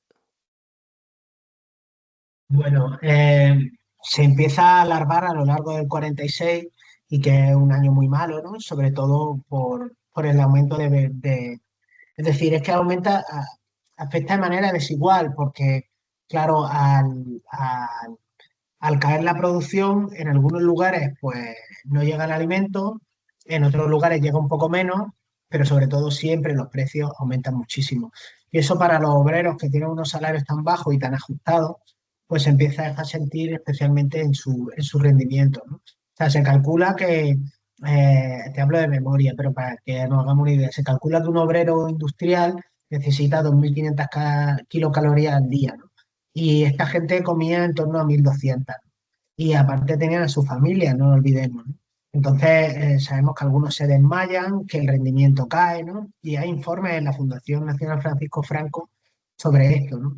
Entonces, claro, empieza a generarse un malestar que me da la sensación que es un poco transversal, es decir, que no se fragua. Me parece muy interesante lo que has dicho del PNV, ¿no? Porque ahí hay un pequeño debate historiográfico, hay algunos en los que señalan que en realidad esta es una huelga transversal porque es que la gente no puede alimentar a su familia ni ellos, ¿no? Y otros señalan que en realidad es algo promovido por el PNV.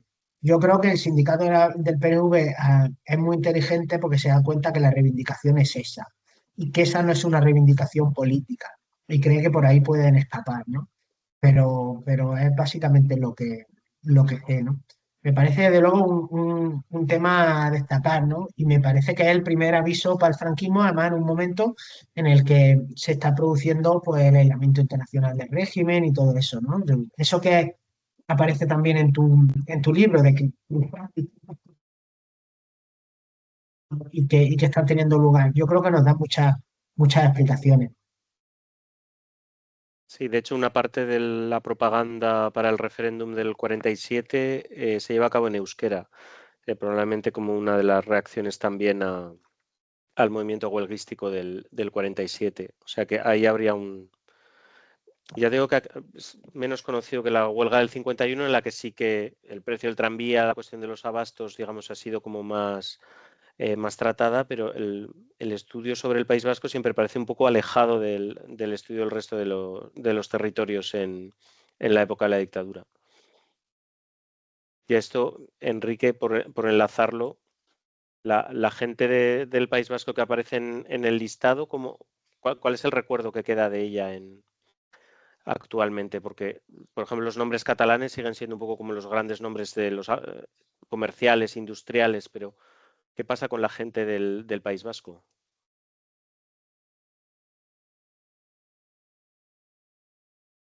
No sé qué ha Enrique, debido pasar. se nos ha ido. Se nos ha ido, o igual se le ha caído la ¿Cuál es? conexión o algo, Esto pero será, no está. será Credit Suisse que ha oído campanas y y le ha cortado la conexión.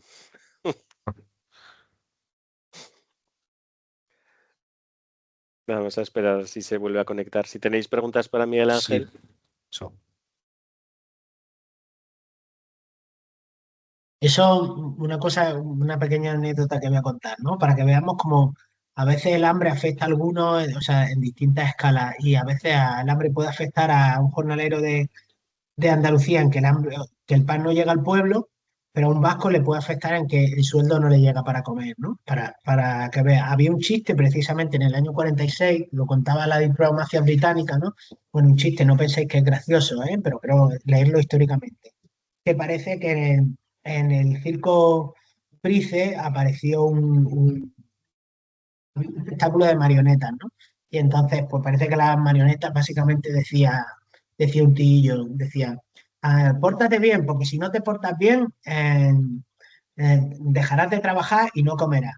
Y la marioneta respondía diciendo, pero si ahora trabajo y no como, es decir, porque mi salario no me da, ¿no? Digo, para que veamos eso, ¿no? Y al fin y al cabo también eso puede activar una protesta por hambre, ¿no?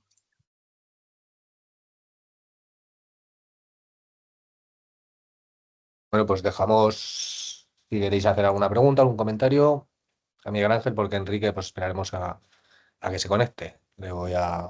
Sí, espera, me está escribiendo. Ah, vale. A ver. Sí, me dice que se vuelve a conectar, que está intentando volver a conectarse. Vale. Muy bien.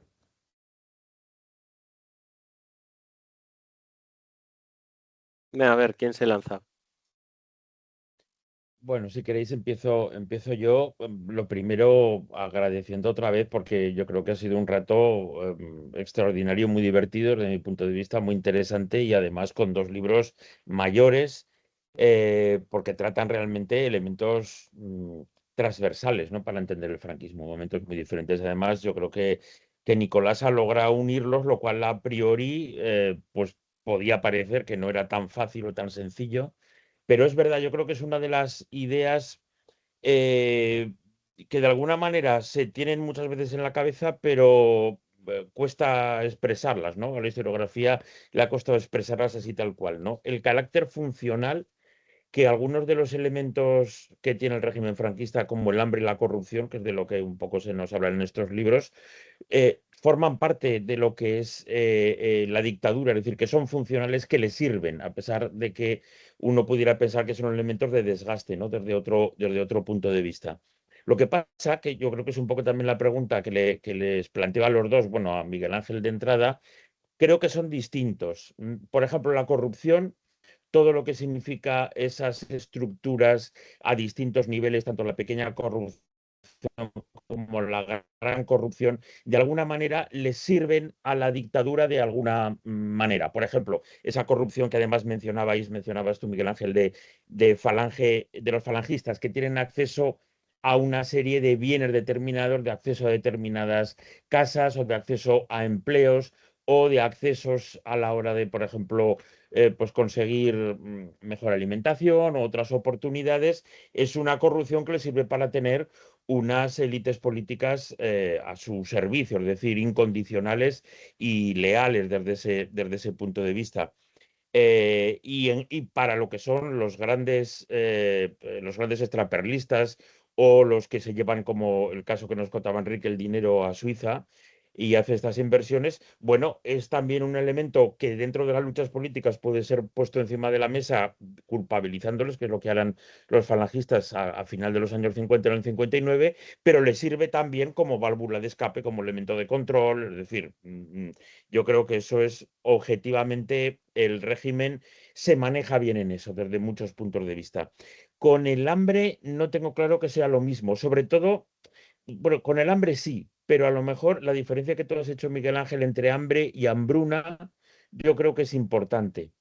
Porque el hambre en el sentido de un debilitamiento y de hacer depender de lo que significa esas calorías a las que tienes acceso, a un nivel bajo sí que debilita, sí que forma parte también de un cierto castigo que evidentemente no puede pasar un límite, una estructura de hambre y de la domesticación que supone el hambre sí que puede ser funcional en un régimen como el franquista. Ahora, una hambruna en el sentido destructivo de la acumulación de muertes, como los territorios en los que se señalan en el libro, sobre todo de Andalucía y de Extremadura y algún otro sitio puntual, creo que es bastante más difícil de justificar incluso para las propias élites del régimen. Por ejemplo, las fuentes, por la documentación que he visto, pero por las cosas que vas leyendo, prácticamente entre los dirigentes no comentan el tema de la corrupción. No hay. Es un tema que prácticamente no aparece. Sin embargo, pues el propio Carrero Blanco, en los informes a Franco de final de los años 40 o de los propios falangistas, son conscientes del problema que hay, del problema, y bueno, ellos son culpables por las políticas que se ponen en marcha de la aplicación de una serie de medidas que llevan a esa situación de hambruna. Pero son conscientes de que eso no puede mantenerse en el tiempo, de que hay unos problemas a los que tienen que hacer frente. Entonces yo te quería preguntar un poco, Miguel Ángel, por ese tema, no siendo las dos cosas, hambre y corrupción hasta cierto punto funcionales en una dictadura, el hambre y sobre todo la versión extremada, ¿no?, de este hambre, la hambruna, yo creo que difícilmente son funcionales. No se trata de discutir si alguno de los dirigentes del régimen tenían voluntad de hacer frente a esos problemas. Seguramente sí, por lo menos algunos. No tanto porque fueran buenísimas personas, sino porque lo que querían era precisamente, bueno, pues no dejar que las cosas se les fueran de las manos, ¿no? Entonces, quería preguntarte un poco por ese tema, ¿no? Y luego, si me dejáis, comentaré un momentito el tema de Falange que habéis sacado también. Miguel Vale, Ángel, voy, cuando... Sí, voy. Vale. sí, Pues, pues sí, es un tema capital que bueno, se está planteando desde hace tiempo, ¿no? O sea, si en el fondo lo que está detrás es si el régimen quería que la gente se muriese de hambre o no, o le inquietaba y lo veía como un problema y reaccionaba. Yo creo que vas por ahí, ¿no? Por lo que va señalando Miguel Ángel, ¿no? sí, lo cual no quiere decir que el hambre, es decir, un déficit de calorías estructural, no tenga también o no sea algo que en un momento determinado, que también es lo que decías tú, bueno, pues un uso político y una forma también de mantener una especie de debilidad crónica, ¿no?, entre determinados Claro. sectores. Pero no es lo mismo que una hambruna, es decir, una situación en donde muere gente y donde hay en unas zonas muy determinadas, bueno, pues una auténtica destrucción, ¿no?, de toda la normalidad del proceso productivo, etcétera. Mm.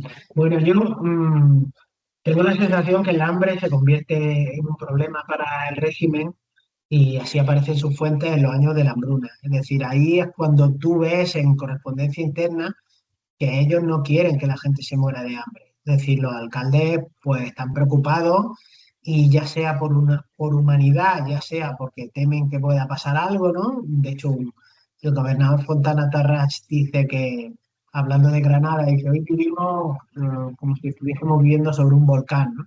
Y esto puede estallar en cualquier momento. Es la explicación de que al régimen le preocupa que si la situación alimenticia es muy mala, pues puede haber algún tema que lo desestabilice, ¿no?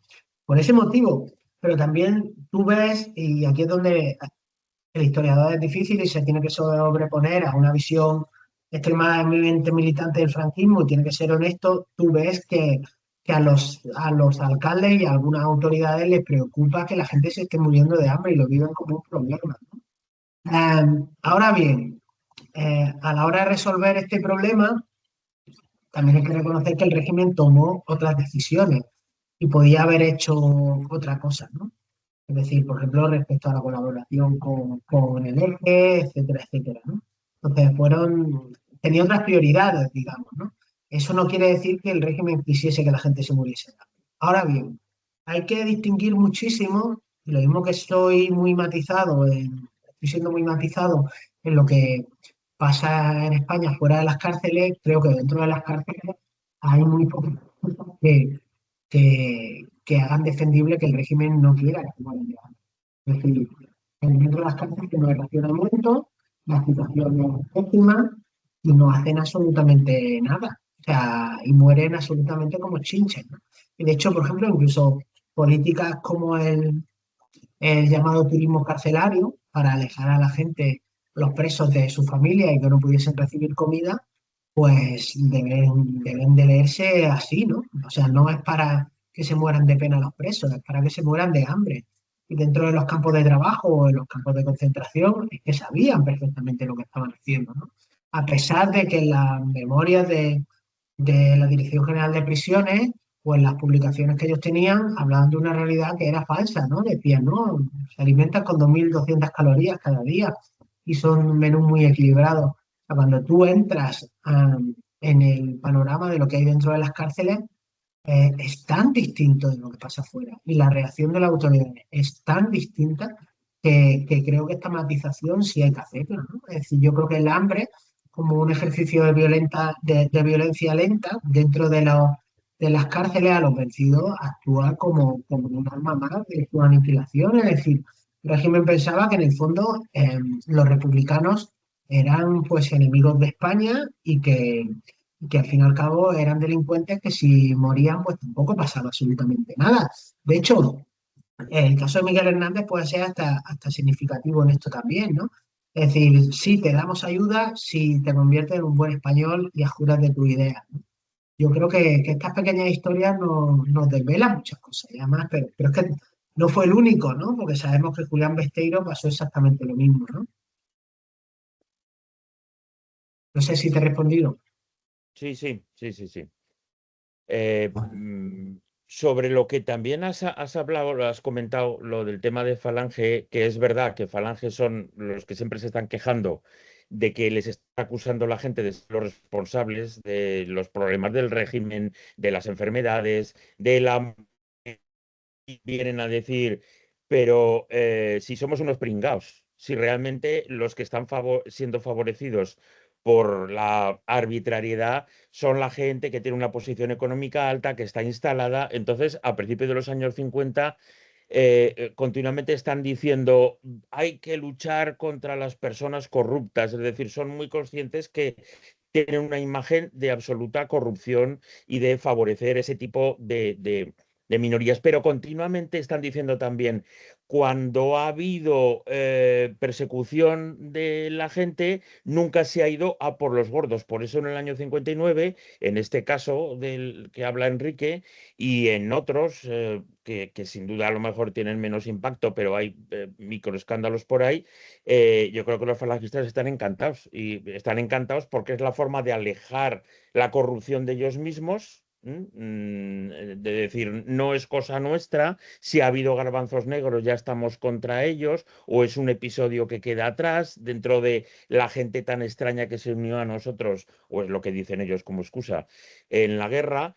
Y entonces lo que hacen es intentar aplicar esa doctrina contra los monárquicos, contra los sectores de derechas, que van a empezar a llamar ellos enseguida, es decir, todo lo que son esos sectores. Por eso yo creo que las presiones para que salga en el BOE está lista, y para marcar distancia. Es un poco lo que ocurrirá muchos años después con el caso Matesa, cuando realmente es un ajuste interno de cuentas por el poder, vale, sin duda, pero evidentemente ahí hay un discurso progresivo en el tiempo.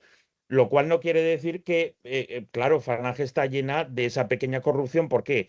Porque es una corrupción estructural, porque ser de Falange o acercarse a Falange significa poder acceder a un mejor nivel de vida en detrimento de los demás.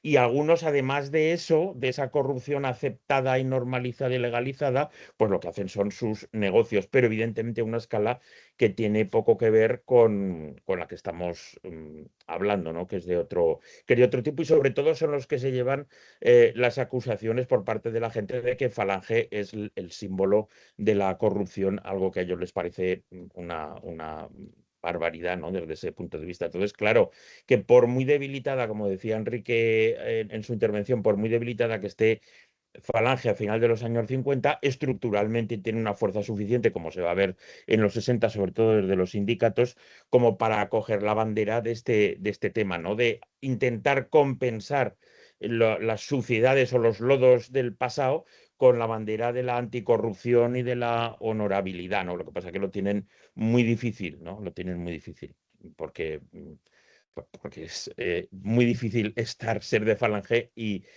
no tener relación con una corrupción más o menos blanca o más o menos de delincuencia. Eso está claro. Bueno, que yo me callo ya y que pregunten Sí. otros compañeros. No sé si Enrique está ya incorporado. Sí, Sí, está tenemos bien. de vuelta a Enrique y Jaume, tú habías levantado la mano, te hemos visto. Sí, la habían levantado Jauma y luego Carlos, así que Jauma. No, bueno, mi pregunta es muy, muy breve, ¿no? Oye, Bueno, por un Jaume, que lado, no sabía que estabas aquí cuando te he citado, ¿eh? ya he visto que me citabas, ya. Te estaba espiando. No, yo me he leído los dos libros, ¿no? Y me han interesado una cuestión que creo que también comparten, además de lo que ha dicho Nico, ¿no? Que es el tema de que hasta cierto punto hoy hemos tratado con una cierta banalidad, tanto el tema de la corrupción como el del hambre, ¿no? Como, bueno, esto es una cosa que sucedía, ¿no? E incluso socialmente, ¿no?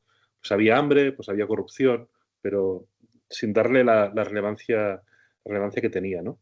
Y escuchando una de las intervenciones de Miguel Ángel, me surgió una pregunta, ¿no? Que es, porque Miguel Ángel hablaba Miguel Ángel del Arco, hablaba de de cómo Falange es un poco la damnificada por todo esto y Quique explicaba cómo Falange también tiene un papel importante en el caso que él estudia en el agente suizo, ¿no? Pero claro, hay otro de los poderes fácticos de la dictadura que es la Iglesia, ¿no? Entonces, hasta ¿qué papel juega la Iglesia, ¿no? Tanto a nivel de la corrupción, que en principio, según su doctrina, tendría que ser algo condenable, ¿no? Como a nivel del hambre, ¿no? Que yo ahora no recuerdo, pero diría que no hace aparición como mínimo significativa en ninguno de los dos libros el papel que juega la Iglesia, ¿no? En ambos casos, ¿no? Y después una última cuestión, pero ya no es una pregunta, sino una constatación, ¿no? Que se hace evidente, que es que tanto la lucha contra la corrupción como la lucha contra el hambre es algo que se hace bien en democracia, con todas las faltas que queráis, ¿eh? Y visto los periódicos de hoy, es evidente, ¿eh? que hay mucha cosa a mejorar, ¿no? Pero creo que tanto en el libro del Arco de forma explícita y de forma implícita en el libro de Quique queda claro eso, ¿no? O sea, que hay una diferencia clara, ¿no? Que es que cuando hay democracia, pues esas lacras, como mínimo, se intentan paliar o se intentan combatir o no son tratadas de la misma manera, ¿no? Pero bueno, mi pregunta era sobre todo por la cuestión del papel de la Iglesia. Gracias. Gracias, Enrique. ¿Podéis responder cualquiera de los dos? Bueno, pues respondo yo a lo de la iglesia. Pues creo que recuerdas bien, porque no aparece la iglesia en el libro, salvo como, como instrumento de aculturación y de reeducación de la gente a través del alimento, ¿no? Y aparece una cosa a la que no me dio tiempo a mirar, y aparece el caso de un jesuita que se da un paseo por distintos pueblos de toda Andalucía. Era Bernabé Copado, os sonará porque era el tío este que iba con la columna redondo en la guerra civil, y mientras que fusilaban a la gente, pues estaba en las plazas recuperando eh, las localidades para España, celebrando misa y justificando la violencia, ¿no? Como una forma de limpiar España. Pues después la segunda fase es la recatolización, y este hombre se va por hacer sus misiones evangélicas él solo con su borriquilla por distintos pueblos de Andalucía, y luego las publica, ¿no? Son insoportables de pesadas, ¿no? Las iba publicando en una revista y luego las tiene en un volumen. Son insoportables, pero en varias de ellas te das cuenta que en los sitios donde se rebautizaban, bueno, se bautizaban a niños, se les daba la primera comunión, se les recuperaba para España, pues el alimento siempre estaba. Es decir, de hecho, el caso en el libro cuento el caso de un tipo, un mendigo que llega allí. Y en mitad de la misa le dice al cura, bueno, ¿y dónde dan de comer, no? Y el cura se cabrea, ¿no? Dice, ¿cómo? Dice, sí, sí, que decían que si venías a misa te daban un bocadillo, ¿no? Entonces aparece de manera indirecta, pero es algo que merece la pena estudiar. Sabemos que al final de los 50 hubo algunos, como por ejemplo Tarancón, que se quejaban de eso, ¿no? Tiene una homilía muy famosa cuando era obispo de Solsona, que él pedía directamente, decía, no nos podemos callar, y pedía a las autoridades cambiar la política económica, y era así de claro, ¿no? Pero no creo que eso fuese la tendencia mayoritaria, la verdad. Hola, ¿qué tal? ¿Me escucháis bien de nuevo, verdad? ¿Sí? Sí, se escucha. Perfecto, Vale, Enrique. vale. Oye, disculpad ante todo, se me ha congelado la imagen justo cuando terminó con su intervención. Al reiniciar he entrado en juego de actualizaciones, con lo cual no, he perdido como 5 o 7 minutos. Nada, en mi caso la respuesta a la pregunta sobre la iglesia es terminante porque no aparece por ningún lado. Claro, depende de dónde, qué fuentes manejes también, ¿no? Pero en la resolución en la gestión del escándalo y luego en la resolución de los conflictos múltiples que suscitó el caso que yo he investigado, no ha aparecido, ni directa ni indirectamente. Y bueno, aunque he escuchado solamente la última parte de tu intervención, Miguel Ángel Ruiz Carnicer, sí que Bueno, yo creo que va en la misma onda de lo que acabas de decir, el capítulo que incluye sobre Falange, ¿no? El cómo enarbolan esa bandera de una excelencia moral, ¿no? Difícil de sostener, pero ellos la enarbolan al hilo de este caso que se les aparece pues como un caramelo, ¿no? Para desplegar ese, o recuperar hasta cierto punto esa retórica antiplutocrática y esa bandera de nosotros no tenemos ninguna mácula corrupta, ¿no? Difícil de sostener. Y por último, sobre lo que decías, Jaume, bueno, en mi caso, creo que está conectado con lo que decías, ¿no? Pues casi jugaría un poco con el concepto de nacionalismo banal de Billig, ¿no? Y hablaría de una corrupción o corruptibilidad banal, de cómo se transmite en la vida cotidiana a través de una forma de entender la corrupción en el transcurso de la dictadura franquista, ¿no? Cómo se banaliza absolutamente la corrupción, a veces se le dota de nuevos o se le despoja de, incluso por el camino, de trascendencia, ¿no? Bueno, creo que es buen ejemplo el que ponía antes, ¿no? La sentencia en el Ministerio de Comercio de decir si, como pidamos aquí que alguien pague lo que debe en conceptos de impuestos, todos sabemos que no va a venir, que no va a acudir nadie. Solo eso. Muchas gracias, Enrique. Carlos, habías levantado la mano, puede ser antes, No, ¿no? que estaba trasteando con el Ah, Teams y le doy sin querer. Si hay alguien que quiere preguntar, que pregunte, si no, alguna cuestión, pero es menor en realidad. muy bien. No sé, antes Nicolás sabía que una pregunta para ti, Enrique, que ahora mismo no recuerdo, y ahora Nicolás es el que falta ahora. Pero, pero bueno, no sé si hay más comentarios, más preguntas. Vale, pues entonces me animo yo con una cosa muy menor a Enrique, por curiosidad, porque no he podido leer tu libro. Y así como en el de, por ejemplo, Miguel Ángel, sí que, pues, por ejemplo, las mujeres, ¿no? Que aparecen como administradoras del hambre de algún modo y que tienen un papel, no me pregunto en tu historia, ¿hay mujeres o qué papel juegan las mujeres en esas redes de corrupción? Es una curiosidad, sin más. Gracias. Las hay, insisto, y soy un poco repetitivo, pero se trata de una muestra, no lo podemos olvidar, ¿no? Son casi 400 personas. Las hay y las hay con unas motivaciones y con un nivel de implicación equiparable al de los varones que están en la red. Son un porcentaje muy pequeño, o sea, son menor respecto al total. Quiero recordar que rondan el 13% de personas multadas en el caso, ¿vale? Pero me parece significativo también eh, que hay un patrón de vamos, que son asimilables, ¿no? El papel que desempeñan en el caso y el, el carácter heterogéneo de su condición, que lo mismo hay pequeñas inversoras, ¿sabes? Una modista que trabaja por libre en Barcelona, que inyecta 8.000, 10.000 pesetas en la red, porque, bueno, por las motivaciones que sean, o una gran empresaria como es Carmen Gandarias, ¿vale? Que consta como sus labores en todos los papeles judiciales, porque la legislación franquista es así, pero que es, bueno, que tiene una participación familiar destacada en un gigante financiero como son Minas del Rif, ¿no? Con lo cual sí está. Y es una de las ventanas que se me han quedado abiertas, ¿vale? Yo no soy en absoluto especialista en enfoque de género y no he querido meterme más en profundidad, pero están e importan, ¿no? Y sería importante seguirle la pista. Pequeñas ahorradoras, y medianas inversoras y grandes empresarias. Están. No son muchas, pero están. Y repartidas además geográficamente. Genial, gracias. A ti. Gracias. Bueno, tenemos tiempo para otra pregunta. Lorena, ¿Se me oye? perfectamente. Vale. Tenía una pregunta para Miguel Ángel del Arco.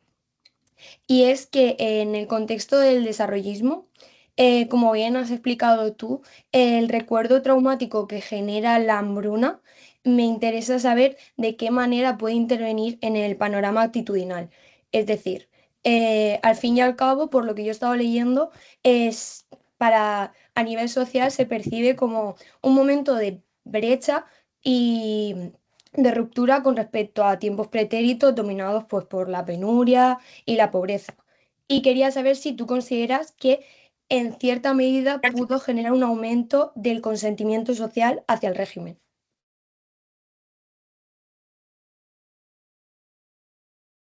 Bueno, esa pregunta es una pregunta de tesis doctoral casi, pero creo que está muy bien formulada por un tema clave, ¿no? Y además me gusta porque la formula no solo respecto a lo que pasa después, sino respecto a lo que ha pasado antes, ¿no? Esto lo hablaba con Ricardo Robledo, que me decía, bueno, es que en España ha habido hambre antes de la guerra civil, ¿no? Y conviene, una de las claves es intentar diferenciar eh, eh, cuáles son los nuevos matices después del 39, ¿no? Yo creo que aquí la guerra civil es fundamental porque el régimen de Franco es capaz de hacer creer a la mayoría de los españoles, a veces no nos a veces no nos tomamos en serio la memoria de la guerra civil del régimen de Franco, ¿no? Entonces tú ves, por ejemplo, los monumentos a los caídos y parecen tan increíbles que dices, bueno, esto no se lo creía nadie, ¿no? Pero lo importante de todo eso no es ya que se lo creyesen o no se lo creyesen, que yo creo que algunos sí se los creían, especialmente si habían luchado en la guerra y especialmente en los años 40. Lo que me refiero es que lo relevante no es ya caídos por Dios y por España, cruzadas, no cruzadas, sino que en el fondo, junto a eso, hay un pozo de memoria que condiciona la actitud en el futuro. Y uno de los elementos más esenciales es que la guerra fue provocada por los republicanos y que en el fondo los republicanos fueron los culpables del hambre. Y si no, pues la Segunda Guerra Mundial, ¿no? O como muchos republicanos incluso acaban interiorizando, no todos, que, todos los excesos de los republicanos, ¿no? Hablaba hoy con una estudiante de máster, ¿no? Decía, es curioso como en mi familia, que mi abuelo fue republicano, perdona, parece que estoy dando muchas vueltas, pero voy a llegar, a lo que dice. Mi abuelo que fue republicano, su hermana, y estuvo en la cárcel, se libró un consejo de guerra, pero digamos republicano de orden, ¿no? Pues mi tía me decía, no, no, tu abuelo decía que era rojo, pero en realidad era rojo. Ella sabía que su hermano era rojo, pero cuando hablaba del concepto rojo, estaba hablando de un concepto, y además pasó la guerra en Jaén, en zona republicana, está hablando de un concepto que tiene que ver con la culpabilidad de la guerra civil como gente que prácticamente es mala por naturaleza, que es un criminal, etcétera, etcétera, ¿no? Entonces estaba intentando defender la bondad de su hermano. Yo creo que esta memoria de la guerra civil cala muchísimo en la población a la hora de justificar por qué tienen lugar los años del hambre, ¿no? Entonces, cuando llegan los años 50, la situación va mejorando y sobre todo cuando llegan los años 60, y esto es fundamental, ¿no? Y la llegada del ocio, del consumo, a pesar de que sabemos que hubo costes sociales muy grandes, ¿no? El último libro que cito a Jaume Claret y a Luis Enrique Otero lo dejan bastante claro, ¿no? Pues hay una sensación de mejora, porque es que venía desde un punto tan bajo, ¿no? Tan bajo. Y yo creo que esto es importante tanto para los que apoyaron al régimen como para los que no. Pero en zonas grises, desde el punto de vista de intentar crear un conformismo, aceptar al régimen de Franco, reconocerle lo que había hecho respecto a un desastre provocado por la República y los republicanos, es importante, ¿no? Entonces, respondiendo a tu pregunta, yo creo que sí, que fue esencial, pero yo creo que tenemos que incluir también factores vinculados con la propia memoria de la guerra civil, ¿no? Yo creo que cada vez es más importante de la guerra civil y de la República, ¿no? Yo creo que si no, la cosa se queda un poco coja, ¿no? Pero siempre que hablamos de esto es muy resbaladizo porque es que la sociedad es tan heterogénea, ¿no? No es lo mismo un jornalero que se queda en Sevilla, un jornalero que migra por hambre en los años 40, ¿no? O un pequeño propietario con un gran propietario, que alguien que trabaja en las finanzas, que, en fin, y la guerra complica todo más, ¿no? Siempre cuando hablamos de sociedad tenemos estos problemas, ¿no? Pero yo creo que iría por ahí, ¿no? No sé si te he contestado, Lorena. Sí, sí, me has contestado, gracias. Bueno, muchas gracias. Bueno, Enrique, querías decir algo y luego Mercedes una pregunta breve porque ya quedará poco para terminar, así que nada, os doy el paso. Vale, nada, pues una acotación brevísima también. Es que escuchándote, Miguel Ángel, si quitas hambre y pones fuga de capitales o evasión, el esquema semántico es el mismo en el caso de mi libro. O sea, creo que se tocan también nuestros dos libros en este aspecto. El discurso en todo momento es que los culpables de la fuga de capitales, de que en España exista en este momento y estamos ya al filo de los 60, siguen siendo los republicanos, ¿vale? Porque ante el pánico bancario, el peligro rojo, pues los propietarios se vieron obligados, ¿no? de capitales a llevarse sus capitales a un lugar seguro. Con lo cual se despoja de responsabilidad al franquismo sobre el hecho real, y es que, vamos, en la secuencia cuenta por cuenta corriente que he recuperado en mi investigación, el dinero se va básicamente en los 50. No se va, hay un piquito en los 30 efectivamente, otro en la guerra civil, otro un poco mayor en la posguerra europea, pero la curva es ascendente en los 50. O sea, los capitales se le fugan cuantitativamente al franquismo. Nada, solo eso. Mercedes, brevemente, si querías comentar algo. Sí, breve. Bueno, muchas gracias. La verdad que ha sido un placer todas las exposiciones. No, quería preguntarle a Miguel Ángel si justamente, bueno, en realidad también me quedé pensando mucho en la cuestión del control social, ¿no? A través de la hambruna, pero si también eso, digamos, todo el fenómeno de la hambruna, cómo se gestionó, no incidió en la vida rural y como en la obligación, ¿no? De ir abandonando, ¿no? Los espacios rurales en general. No sé si es pertinente, pero bueno, por lo menos consultarlo eso. Bueno, fue esencial, fue esencial. De hecho, hay algunas investigaciones que están señalando, están poniendo hincapié en los años 40 para explicar el fenómeno migratorio de España, del arranque, ¿no? Hasta este momento no lo habíamos señalado, ¿no? También porque nos creíamos, yo creo que en las fuentes del régimen, ¿no? Que cuando el régimen ya deja emigrar y nos da información, eso pasa en los 50, ¿no? Pero en los 40 se produce una emigración clandestina muy importante. Se había señalado sobre todo que era por motivos políticos, gente que no aguanta en su pueblo, ¿no? Y que la situación es tan asfixiante, ¿no? Que la vida es imposible y se va. Pero yo creo que más que motivos políticos son antes económicos, porque el poco futuro que esta gente tiene en los pueblos, generalmente vinculado a este pasado político, ¿no? Pues es lo que hace que se marchen de una tierra. Y algo tremendamente traumático, porque se van los que primero se van a morir de hambre y a algunos no les dio tiempo, ¿no? Estoy pensando sobre todo en la clase trabajadora que no son contratados en el mundo rural ah, por su pasado político, no ya de ellos, sino a veces familiar, ¿no? Hay testimonios de gente que, bueno, como el hermano fue republicano, pues antes contrató a otro, ¿no? Una familia que esté limpia, ¿no? Pues estos son los que se acaban marchando. Y sabemos, hace falta investigaciones más importantes desde el punto de vista numérico, pero hemos hecho hace poco un estudio para Bujalance, que es un pueblo de la campiña cordobesa que era súper anarquista, ¿no? En la época, de hecho, hubo una sublevación y todo, y era un pueblo de latifundio, ¿no? Y es impresionante la cantidad de gente que se va. O sea, 3.000 habitantes entre el año 40 y el 50, en un pueblo de 12.000 habitantes. O sea, eso en el mundo rural donde nunca pasaba nada es, es mucho, ¿no? Es mucho. Y por ejemplo, la ciudad de Córdoba en los años 40 aumenta su población en 20.000 habitantes, ¿no? En una provincia que está latifundista. O sea, es una verdadera debacle poblacional o prácticamente revolución, ¿no? Si le suman los que se quedan por el camino, pues te das cuenta que la transformación del mundo rural empieza en los años 40. Muy bien, pues muchas gracias. Yo creo que podemos dar por finalizado el seminario.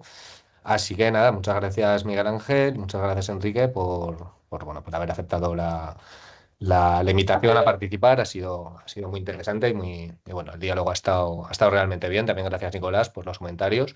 Y nada, cerramos el curso de este año con esta sesión, así que nada, ya dentro de pues, unos meses lanzaremos otro nuevo programa, así que nada. Muchas gracias y nada, nos vemos pronto. Pues Muchas gracias a gracias a todos, de vosotros. verdad, por la invitación, ¿vale?